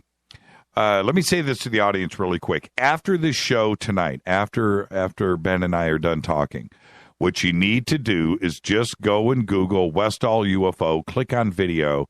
There is a documentary out there that is one of the most awesome UFO documentaries of all time, period. Done. That's the end of story on it. And you know what I'm talking about, Ben. And in this documentary, you have the kids are now adults talking about what they saw in 1966.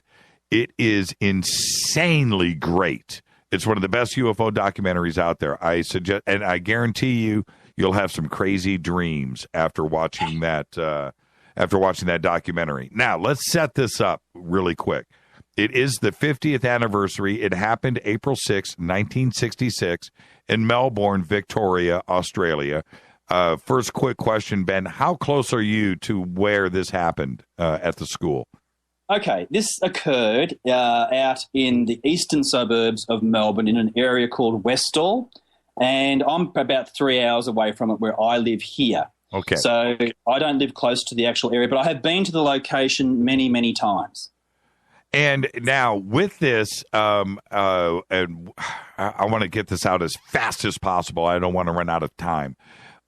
We, in researching this, I don't think everybody knows if it was one craft, if it was a couple of craft, but certainly at that location at the elementary school where it landed in the field, how far behind the trees, how far away from the school was that? You were there. It's probably just I'd say possibly about 800 meters or so. Okay.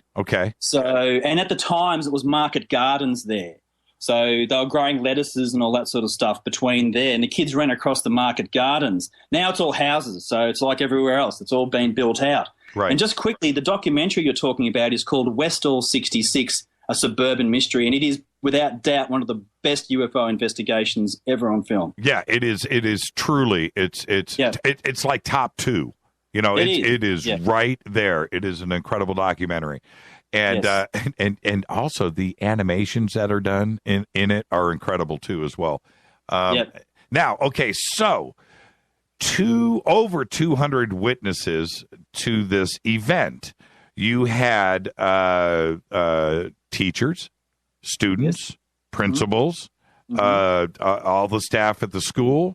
Everybody saw it from the windows, went outside, observed this, and this lasted for over 20 minutes. That's correct. You also had the workers in the fields also saw the object, and one of the best witnesses I've ever spoken to was 16 years old. So he was one of the older kids rather than 12. Right. And he was actually working in the fields at the time, and he saw one of the objects come across the field. And he thought he described it as being like a projection. And when it reached the Grange, which is the reserve area, the trees that are there are kind of a pine tree, a very tall pine tree. Right. And he saw the object go through the trees. Now, not just through the trees, but it dematerialized and went literally through the trees. So, and the way he described that to me, and it's on our UFO TV a YouTube channel. The way he describes that to me is as convincing and as matter of fact, and you can take it to the bank that that's what he saw. What did he? Go ahead, tell us what he said. How did he say it? Well, what happened was he was working in the fields at the time, and basically he saw the object come across the sky, and he looked at it and he thought, "What the hell is that?" He thought that someone was on the ground projecting an image into the sky. Now, in 1966, I don't think so. Like, that type of technology certainly wouldn't have been around. And in Melbourne's eastern suburbs at that time, no way. Yeah, crazy thing to say. Yeah. So he saw it come across the from the school across to the Grange area, and he saw the kids starting to come as well. So the kids were following it as they jumped out over the school fence, and they started racing across the field as well. And he said that, you know, he saw it coming along.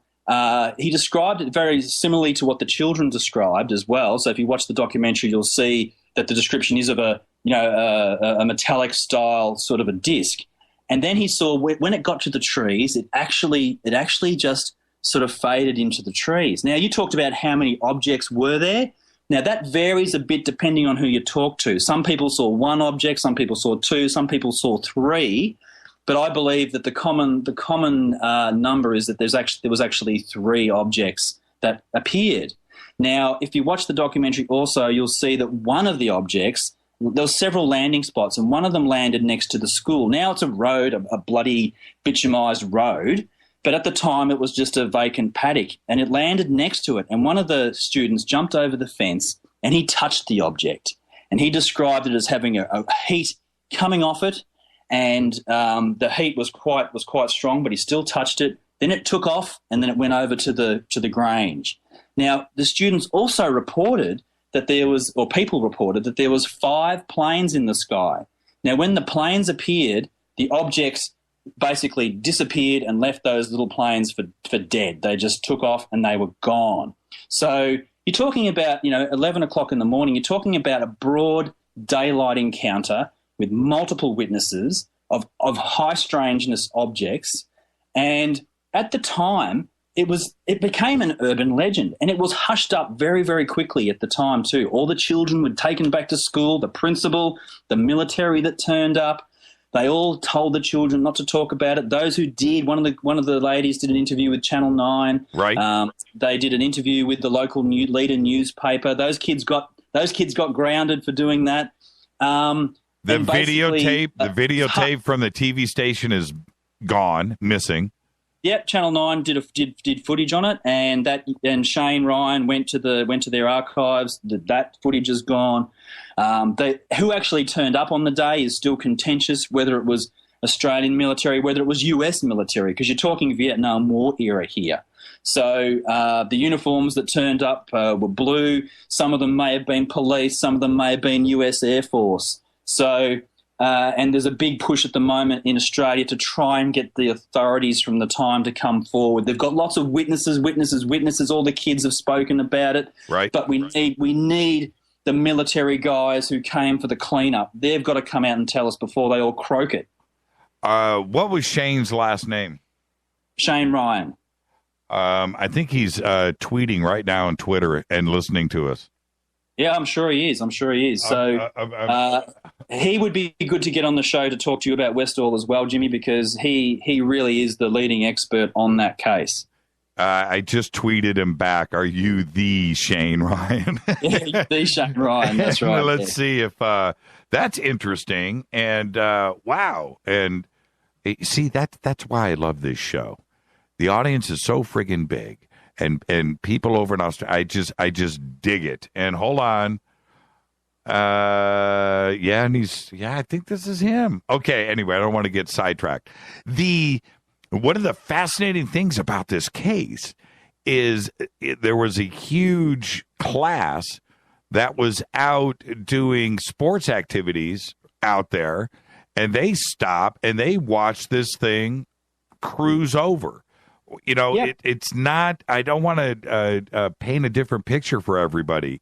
Everybody saw it, and they were out on the parade field, out on the pitch, if you will, and watched this thing cruise over. Then everybody inside of the school goes up to the windows, and they see what everybody else is reacting to outside.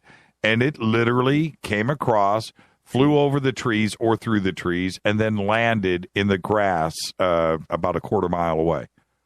That's correct. And then you had, basically within 20 minutes to half an hour, you had the authorities turning up. So the authorities got there very quickly, and when you watch the documentary, you can see that there weren't too many places for them to come from back in 1966 in Melbourne, Australia. So they did get there very quickly. They certainly knew something was in the air, whether it was, the debate rages as to what the object was. But the authorities certainly knew there was something coming down in the suburbs, and they were there pretty quickly. And for 1966, I think they were there. They were there in very good time. Now, one of the other things that I want you to comment on this was, I believe, didn't something land like in the town square in the middle of the street, and there were some utility workers there, and this thing came down and landed in the street and blocked traffic? Yeah, that's possible. I'm not overly familiar with that aspect of it, so I couldn't really give you much more detail on that. Okay. As I said, there were 3 objects that came down. One of them did definitely land over near a housing area that's there now. So the broad daylight nature of this almost bold approach of these objects is really quite astounding. That these objects have appeared in broad daylight. They've come out and they've just landed without regard, really, for the people that were around, whether they were in the street, whether they were working in the fields, whether they were students. These objects came and they did what they wanted to do. They landed on the ground. They took off. Once they saw the planes in the air, they just disappeared. What do you think happened with the footage that Channel 9 had shot? I would say that most likely the heads of Channel 9 were probably ordered to confiscate that footage. That footage probably ended up in a government file somewhere, and it's highly unlikely that we will probably ever get to see that footage. It's probably locked up in some file that's top secret. You said it is Shane, by the way, and he says, good day from Canberra. That's where he is now. And so Shane was 16. How many other witnesses were you able to interview and make contact with? Well, look, I've spoken to probably about 3 or 4 of them myself individually, and everyone that I've spoken to, and I want to impress this upon everybody who's listening, all these guys are now, in their 50s, 60s. They're getting a lot older. Every one of those witnesses will tell you straight up and straightforward what they saw on that day. Now, they were told that it was weather balloons and stupid things like that, but anyone who saw those objects will tell you that it was none of the prosaic explanations that were offered. The passion of the testimony, the honesty of them is beyond reproach. And I have been really, really impressed, and I've interviewed quite a few UFO witnesses over a few years. The integrity of the Westall witnesses is incredible, and anyone who gets the privilege of talking to them to hear the story directly for them. One of them is on my team as well, in my UFO team.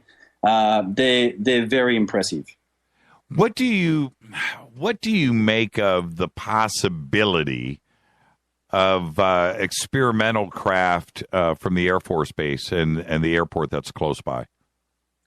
The airport that is close by is a civilian airport, and it's primarily used for smaller aircraft. So it's not like a LAX or a Tullamarine in Melbourne. It's not where you've got big hardware touching down and landing. It's basically a large suburban airfield. So you've got the Cessnas coming and going. That's where Fred Valentich left from on that fateful night, right, October 21st.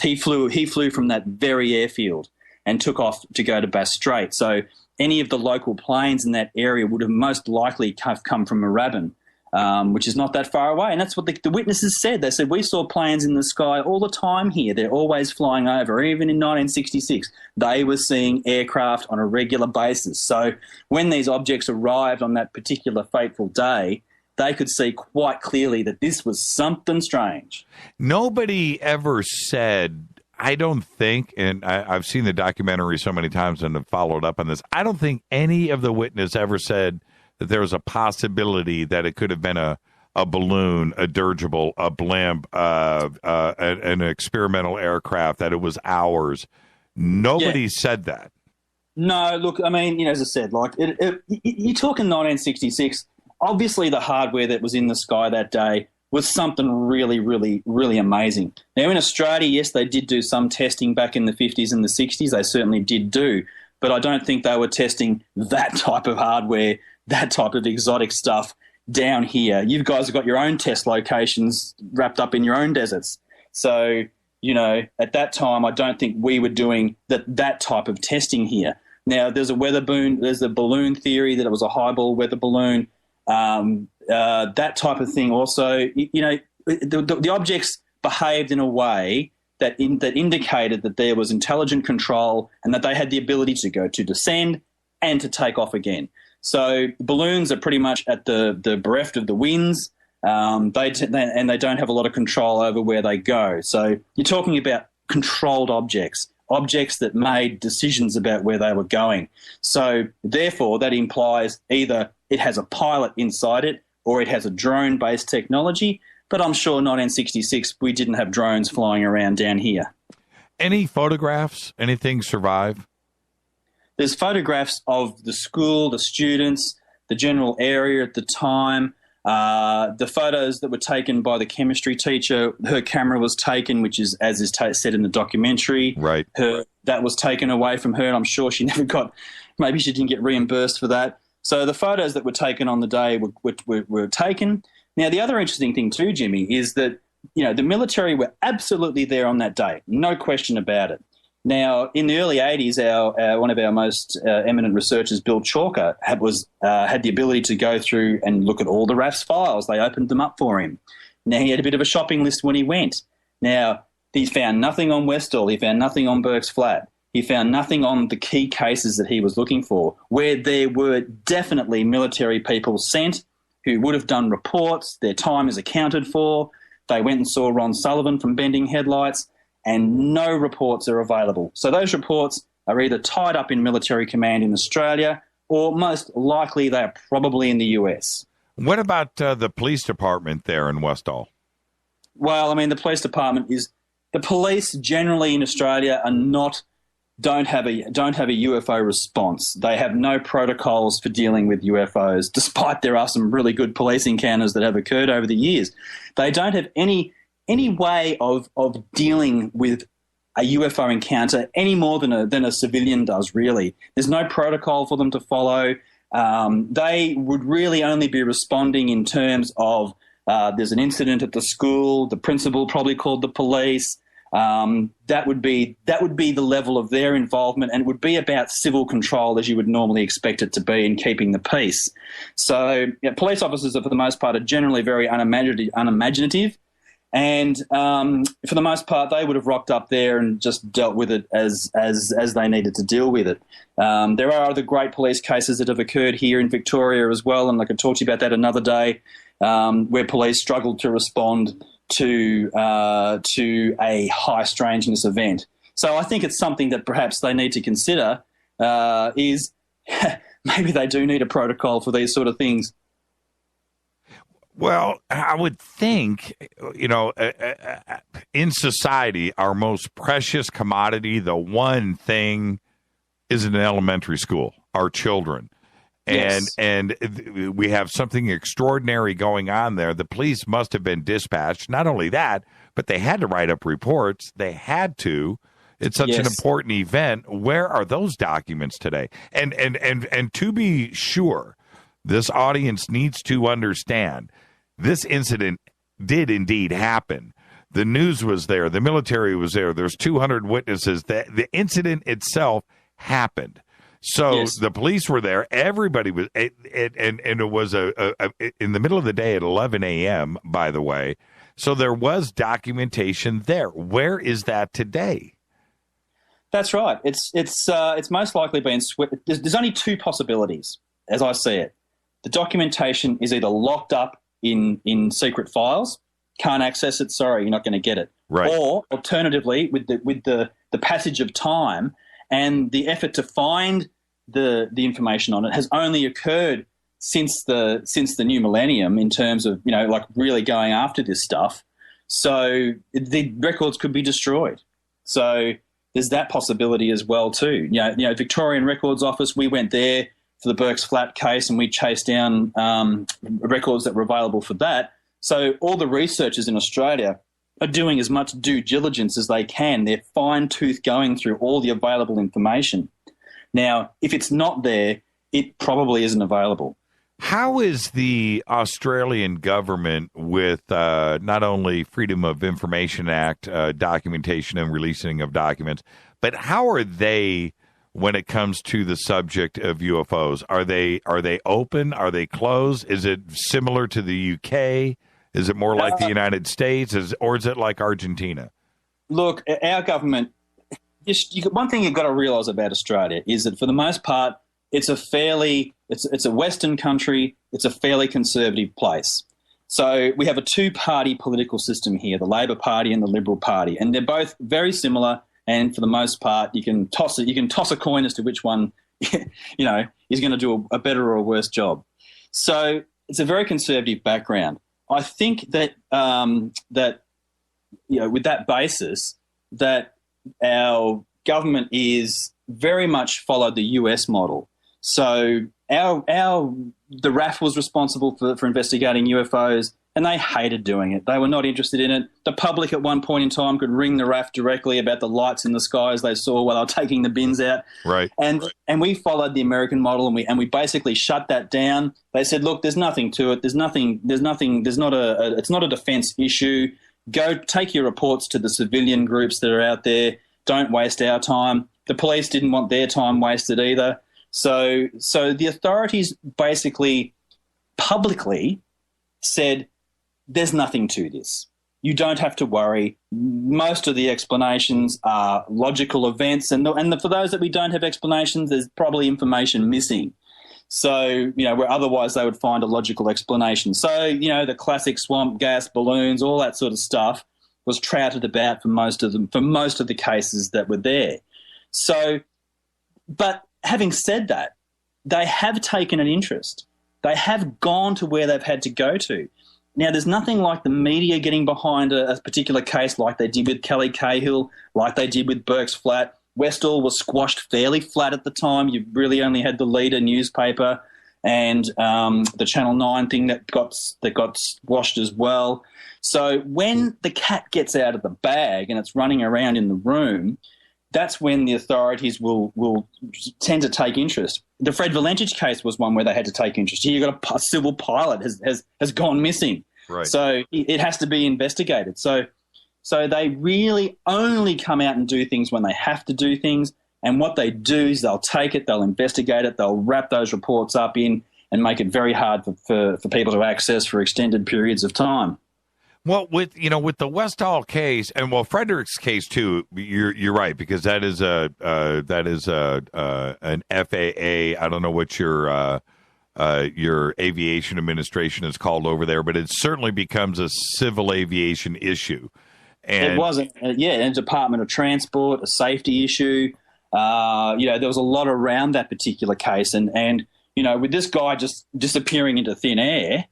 What does it say about the safety of our skies, Well, so, and there's got to be documentation behind it. And with Westall, the fascinating thing is I remember as I started to investigate the case, and I find out that, the newspapers are there. They're interviewing children, and the local news channel is there. And I'm like, okay, so we have documentation here. I go to chase it all down, and it's non-existent. And that's a fascinating part. This is 1966. We're not talking about 1930, 1940, 1947. This is 1966. Television, news reporters, things going on. And there were, it was documented. And this is modern history. This isn't, like I said, the 1940s or the 1930s. This is a modern event. It is a modern event. And look, to a certain extent, you look at the Westall situation, and this is what I find very, very curious about the Westall situation. If these craft had just turned up out of the blue, right, which they did do, right, and the authorities didn't know it was coming, right, the response was very, very quick. So that somebody was there on site in a very, very quick period of time. So I'm not alluding as to what the object was, whether it was an alien spacecraft or a bit of exotic earthbound hardware. It wasn't like these things came down and the authorities didn't turn up in a really timely fashion. It was like 2 hours later somebody turned up.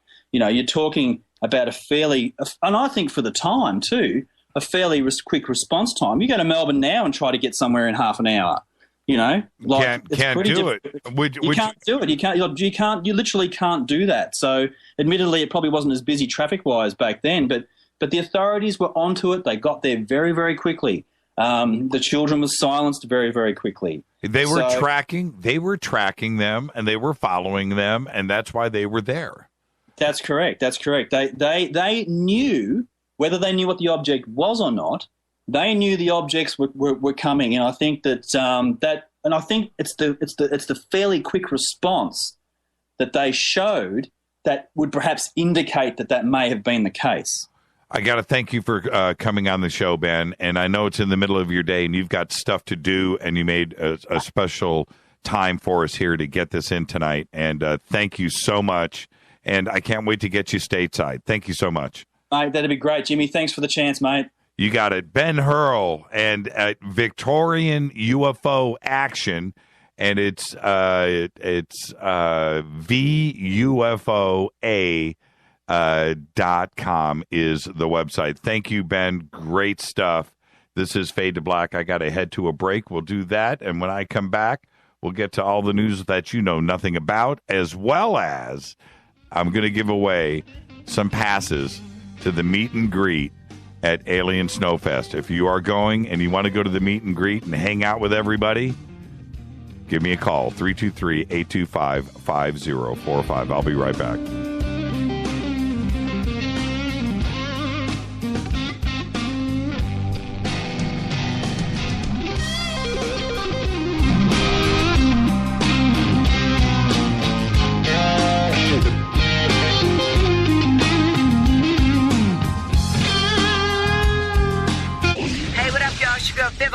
Here, and you are listening to my boy Jimmy Church on JimmyChurchRadio.com.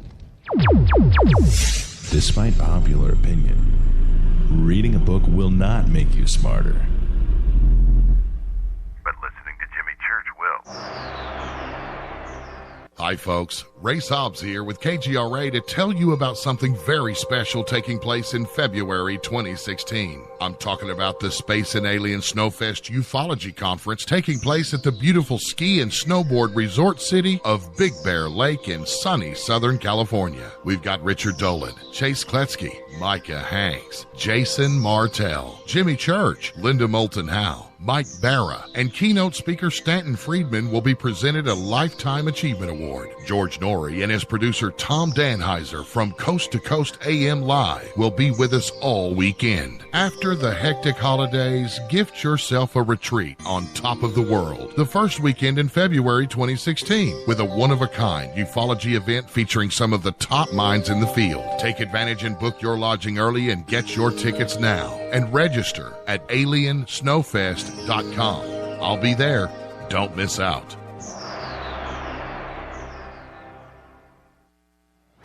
This is TalkNetwork.com.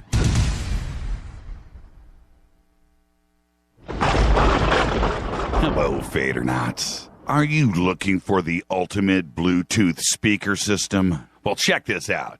The Studio Dome surround sound system, featuring the Studio Dome 1 SD1 and the Studio Boombox SBB wireless Bluetooth speakers, is the perfect way to get surround sound without all of the cable headaches. With its own hard shell custom carrying case for taking your surround sound experience on the go. Each hard shell case comes packed with an SBB, 2 SD1s, cables, and power. It's just $99. And you use the promo code Jimmy and you get yourself some free shipping. Once again, Studio Dome brings you the best deal on the net. Anywhere. Just go to the Studio Dome banner, JimmyChurchRadio.com, promo code Jimmy. Go Beckley Teppy. Erica, Brittany, Gabby, and you're listening to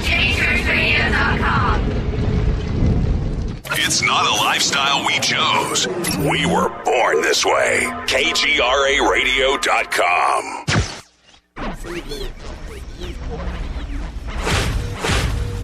This is KJCR at JimmyChurchRadio.com.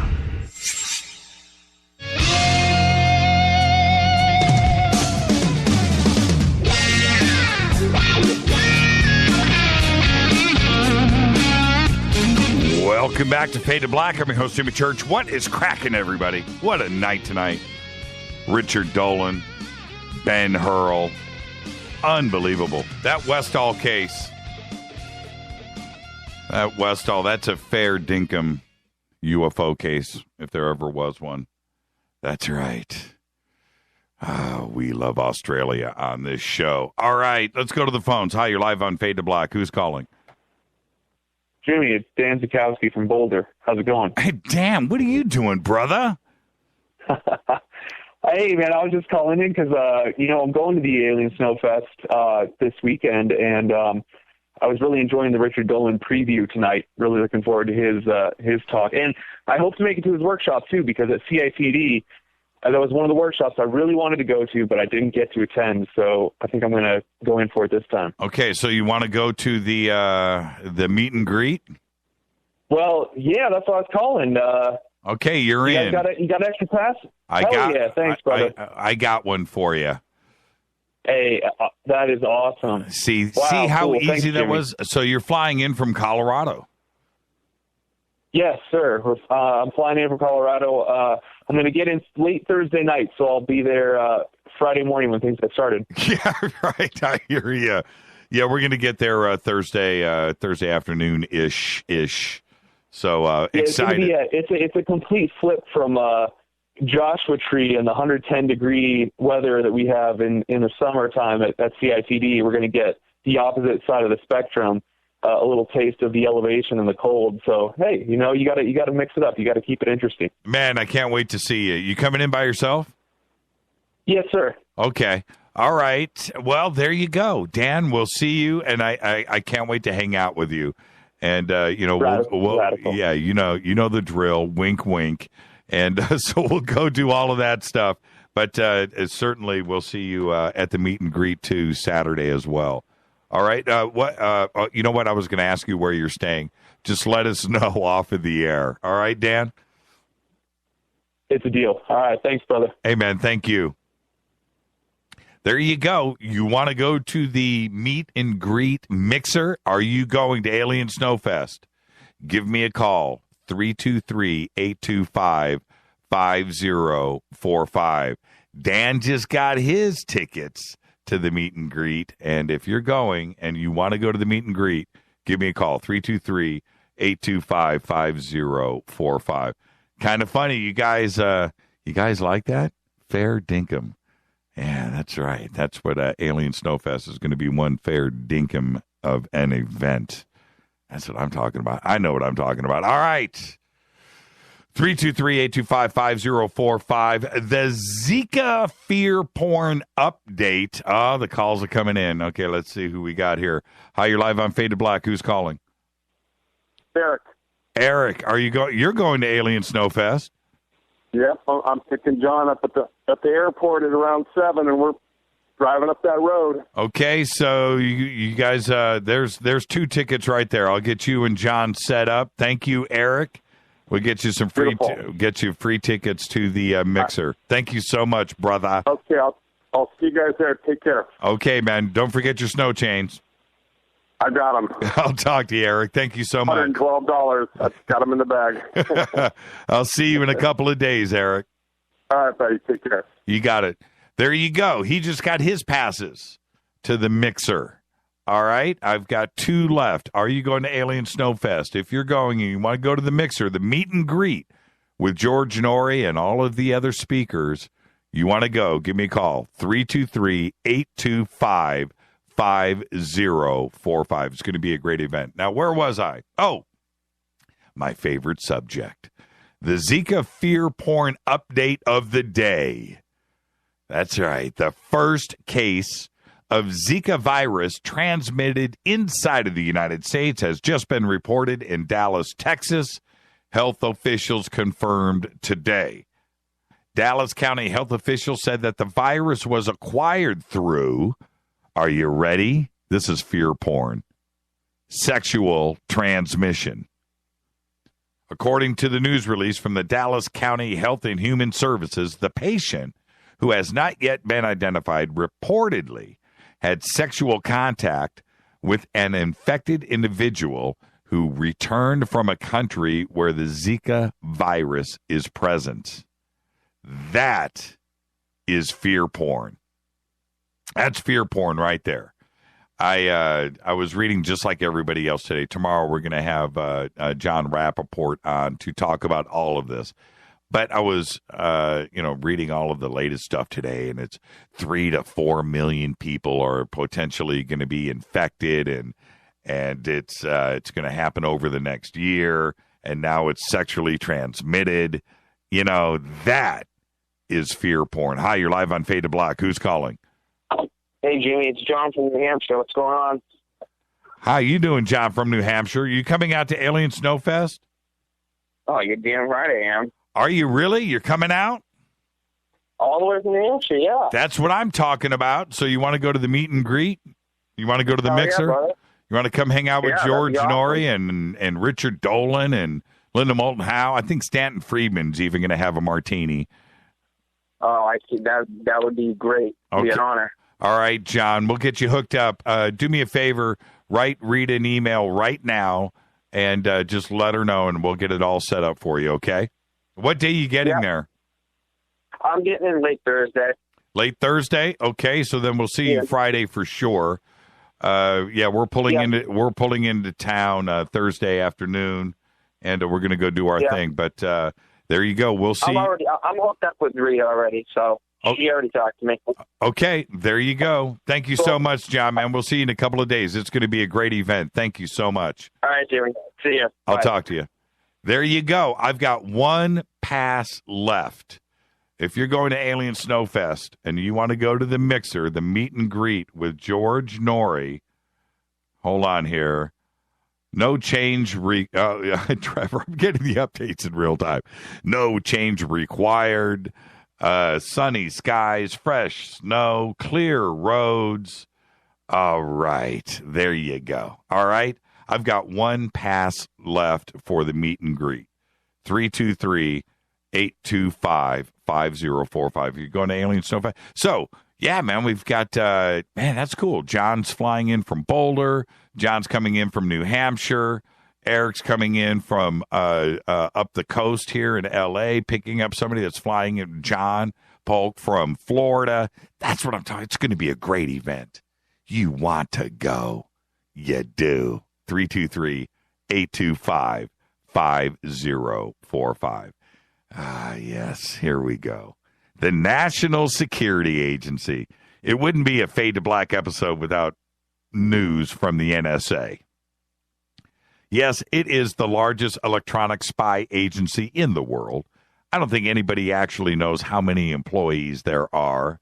My guess, in excess of 200,000, 100,000, 200,000. But now it is undertaking a major reorganization.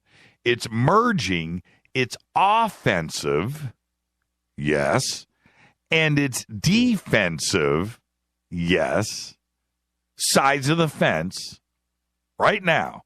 Those two groups, those two organizations at the NSA are merging in the hope of making them more adept at facing the digital threats of the 21st century. And this is according to current and former officials. In place of the Signals Intelligence and Information Assurance Directorate, and that's scary, the organizations that historically have spied on foreign targets and defended classified networks against spying, the NSA is creating a directorate of operations that combines the operational elements of each. The change comes about a year after the CIA did its own revamping, ending divisions that had been in place for decades and creating new centers that teams the analysts with the operators. The NSA's new Directorate of Operations also will place analysts with the operators. Spooky. Does anybody really know? Does anybody really know anything about the NSA? Anybody listening to this show right now? Do you know somebody that works at the NSA? Anybody in your family? Any neighbors? Do you know anything? You don't. It's crazy. That is the most secretive. We don't know nothing. We don't know budgets. We don't know what they do, how they do it. I had read something just today. I didn't want to report on it because I want to get a little more detail. I'll do it tomorrow. But the NSA, you know what their focus is on? You know what they have teams of guys doing? I'll get some more information on this tomorrow. I'm collecting it now. You know what their main focus is? Seriously? Passwords. Yeah. Passwords. They want your passwords. That's what they focus on. They want your passwords. They want your boss's passwords. And the system administrators at your company right now, they want their passwords. Oh, yeah. That's what they want. That's what they're focused on. Their software, how they do it and how they get into a system, how they do. You know what? They get your passwords. Then they get inside. That's their focus. And if you think about it in those terms, that's when it gets creepy. They want to know. So they have software and ways of analyzing and getting to passwords, right? They have ways of inputting the password and hitting the enter key faster than you can blink an eye. Millions. Think about that. Vast crowds right now trying to head home for the Lunar New Year celebrations in China right now are stranded at the Guangzhou railway station. See, I saw Crouching Tiger, Hidden Dragon. I can speak Chinese. Shoo, shoo, shi, shi, shoo, shoo. The Guangzhou railway station in southern China after snow delayed 22 trains. They said today, are you ready? Is this thing on? This thing working? 38,000 passengers are stuck in the train station. And then, after that report was released, they actually came out and said it wasn't 38,000. It was over 100,000 stuck in the airport. You ever seen those videos? You know, there are people right now that have jobs in China. Their job is to push people into crowded trains and get the doors shut. It's their job. Have you seen those videos? People are cramming in, and then you see them running up. It's like a defensive line on an NFL football team. They come running up, and they push everybody onto the train and pack them in and get the door shut. Man, I want that job. The U.S. Consumer Financial Protection Bureau and the Justice Department said today that they reached an agreement with Toyota Motor Credit Corporation. That's right. For it to pay $21.9 million in restitution to thousands of African American and Asian and Pacific Islander borrowers who paid higher interest rates than white borrowers for the same cars, for the same loans, without any regard to their credit worthiness. Toyota Motor Credit will also change its pricing and compensation. That's right. The entire system that they use right now when determining at the dealer level the discretion and accompanying financial incentives to mark up interest rates. Now, think about you don't know when you buy a car, If anybody out there listening right now is a car salesman, you know exactly what I'm about to say. And this is what is shameful. You go in, you fill out the credit app, right? Credit score is 700. You're thinking you're getting a great interest rate. Okay? And they come back with an interest rate, and you see it. And you're black. It's automatically a higher interest rate. That's the way that it is just it. You're Mexican, you're white, whatever. But you don't know. Nobody. There is nothing automatic in the system that tells you that that says to them, because they have a credit score of 700, this is the credit rate. You could get a credit rate of 1.9%, 0.9%. But they don't make money if they do that. So they come back to you and hit you with a 3.9, 4.9, 6.9. If your credit score is 650, 640, and you think it's a little dicey, you know, that's fine to a car dealership. But they come back, you don't know. There's nothing that, you know who determines the credit, your percentage rate on your interest on your loan? Some guy in a sales office. And the higher, that it is a ton of money that they make. I'm just telling you how it is. So then they turn around. They've got your, excuse me, they've got your payment is in place. It's $300 a month with $2,000 down.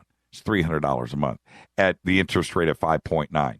Then the finance manager, after the deal is closed, calls the bank and gets that, it's not 5.9, gets it down to 2.9. That extra profit goes into the pockets of the car dealership, and you don't know it. It is the biggest racket that ever was. Trust me on this. If you only knew when you buy, you think you know, you think you got your inside guy at the car dealership. And No, they got a zillion ways of making money, and that's one of them. And Toyota got busted.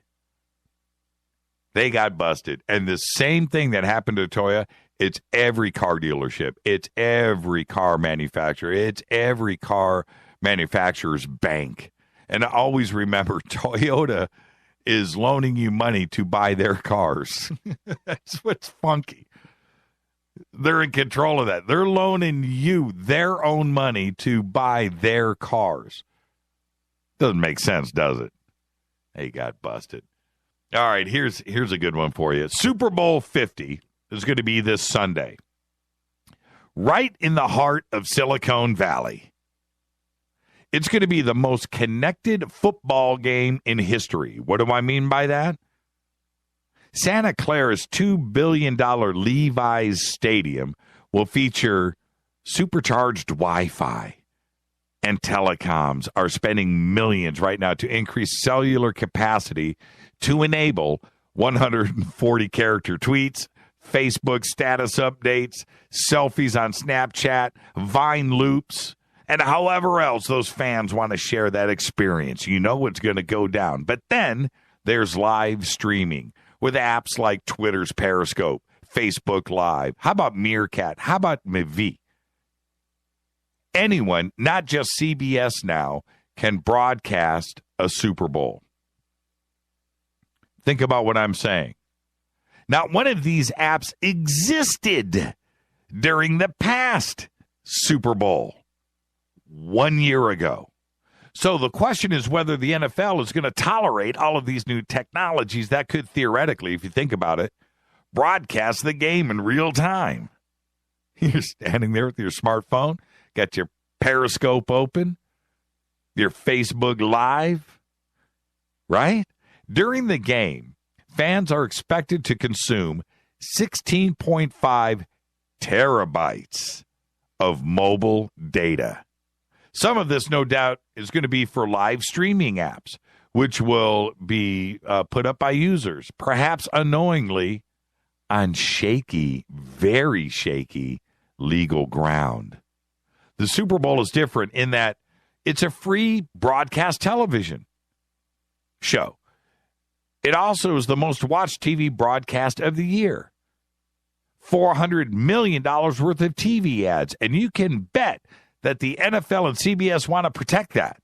They have a strong interest in seeing that the only stream of the Super Bowl that people are going to watch are the ones with the commercials. Those streams on Roku, Xbox, Apple TV, NFL.com, Superbowl.com, and, of course, Verizon. So if you're going to the Super Bowl and you're planning on periscoping, you need to think about that. You might get a check in the mail. Hi, you're live on Fade to Black. Who's calling? Hi, you're live. Who's calling? Hi, this is Carrie. I'm up in Big Bear. Hey, Carrie in Big Bear. Are you going? I'm going to the Alien Snowfest. I'm not going to the Super Bowl. That's a good answer, Carrie. All right, are you calling for a free pass to the Mixer on Saturday night with George Norrie?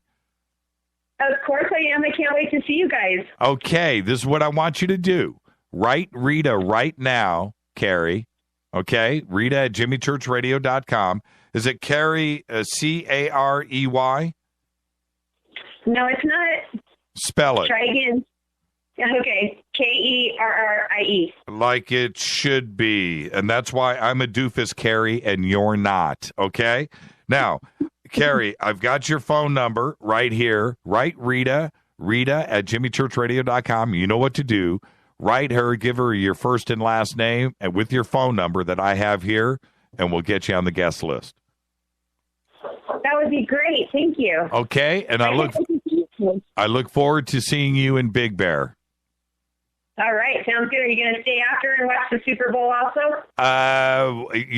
We are in flux mode. We have no idea. The Super Bowl starts at 2:30.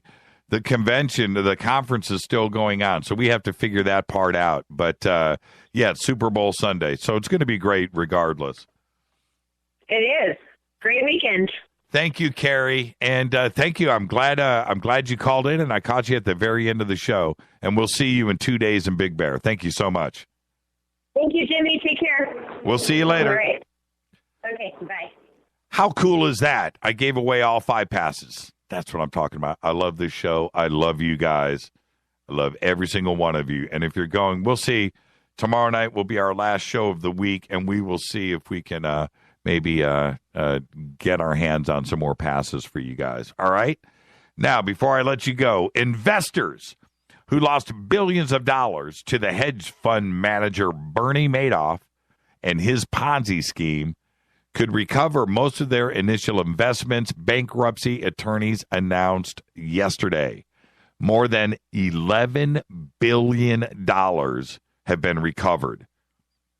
Attorney Irving Picard announced yesterday saying that investigators said that Madoff's clients entrusted him with more than $17 billion in all.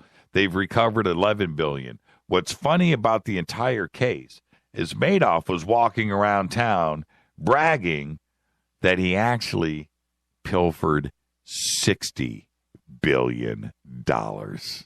Where is the money? This is Fade to Black. I'm your host, Jimmy Church. Tomorrow night, John Rappaport is going to be right here. The Zika virus fear porn, a special report. Thank you, Richard Dolan. Thank you, Ben Hurle, live from Australia. Fade to Black's executive producers, Rita Kamarian.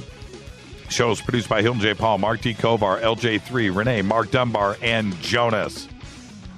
Announcers are Steve Harder, Gene Vitoa, Mark D. Kovar. Fady by Dale. Webmaster is Drew the Geek. Music, Doug Aldrich. Intro, Spaceboy music.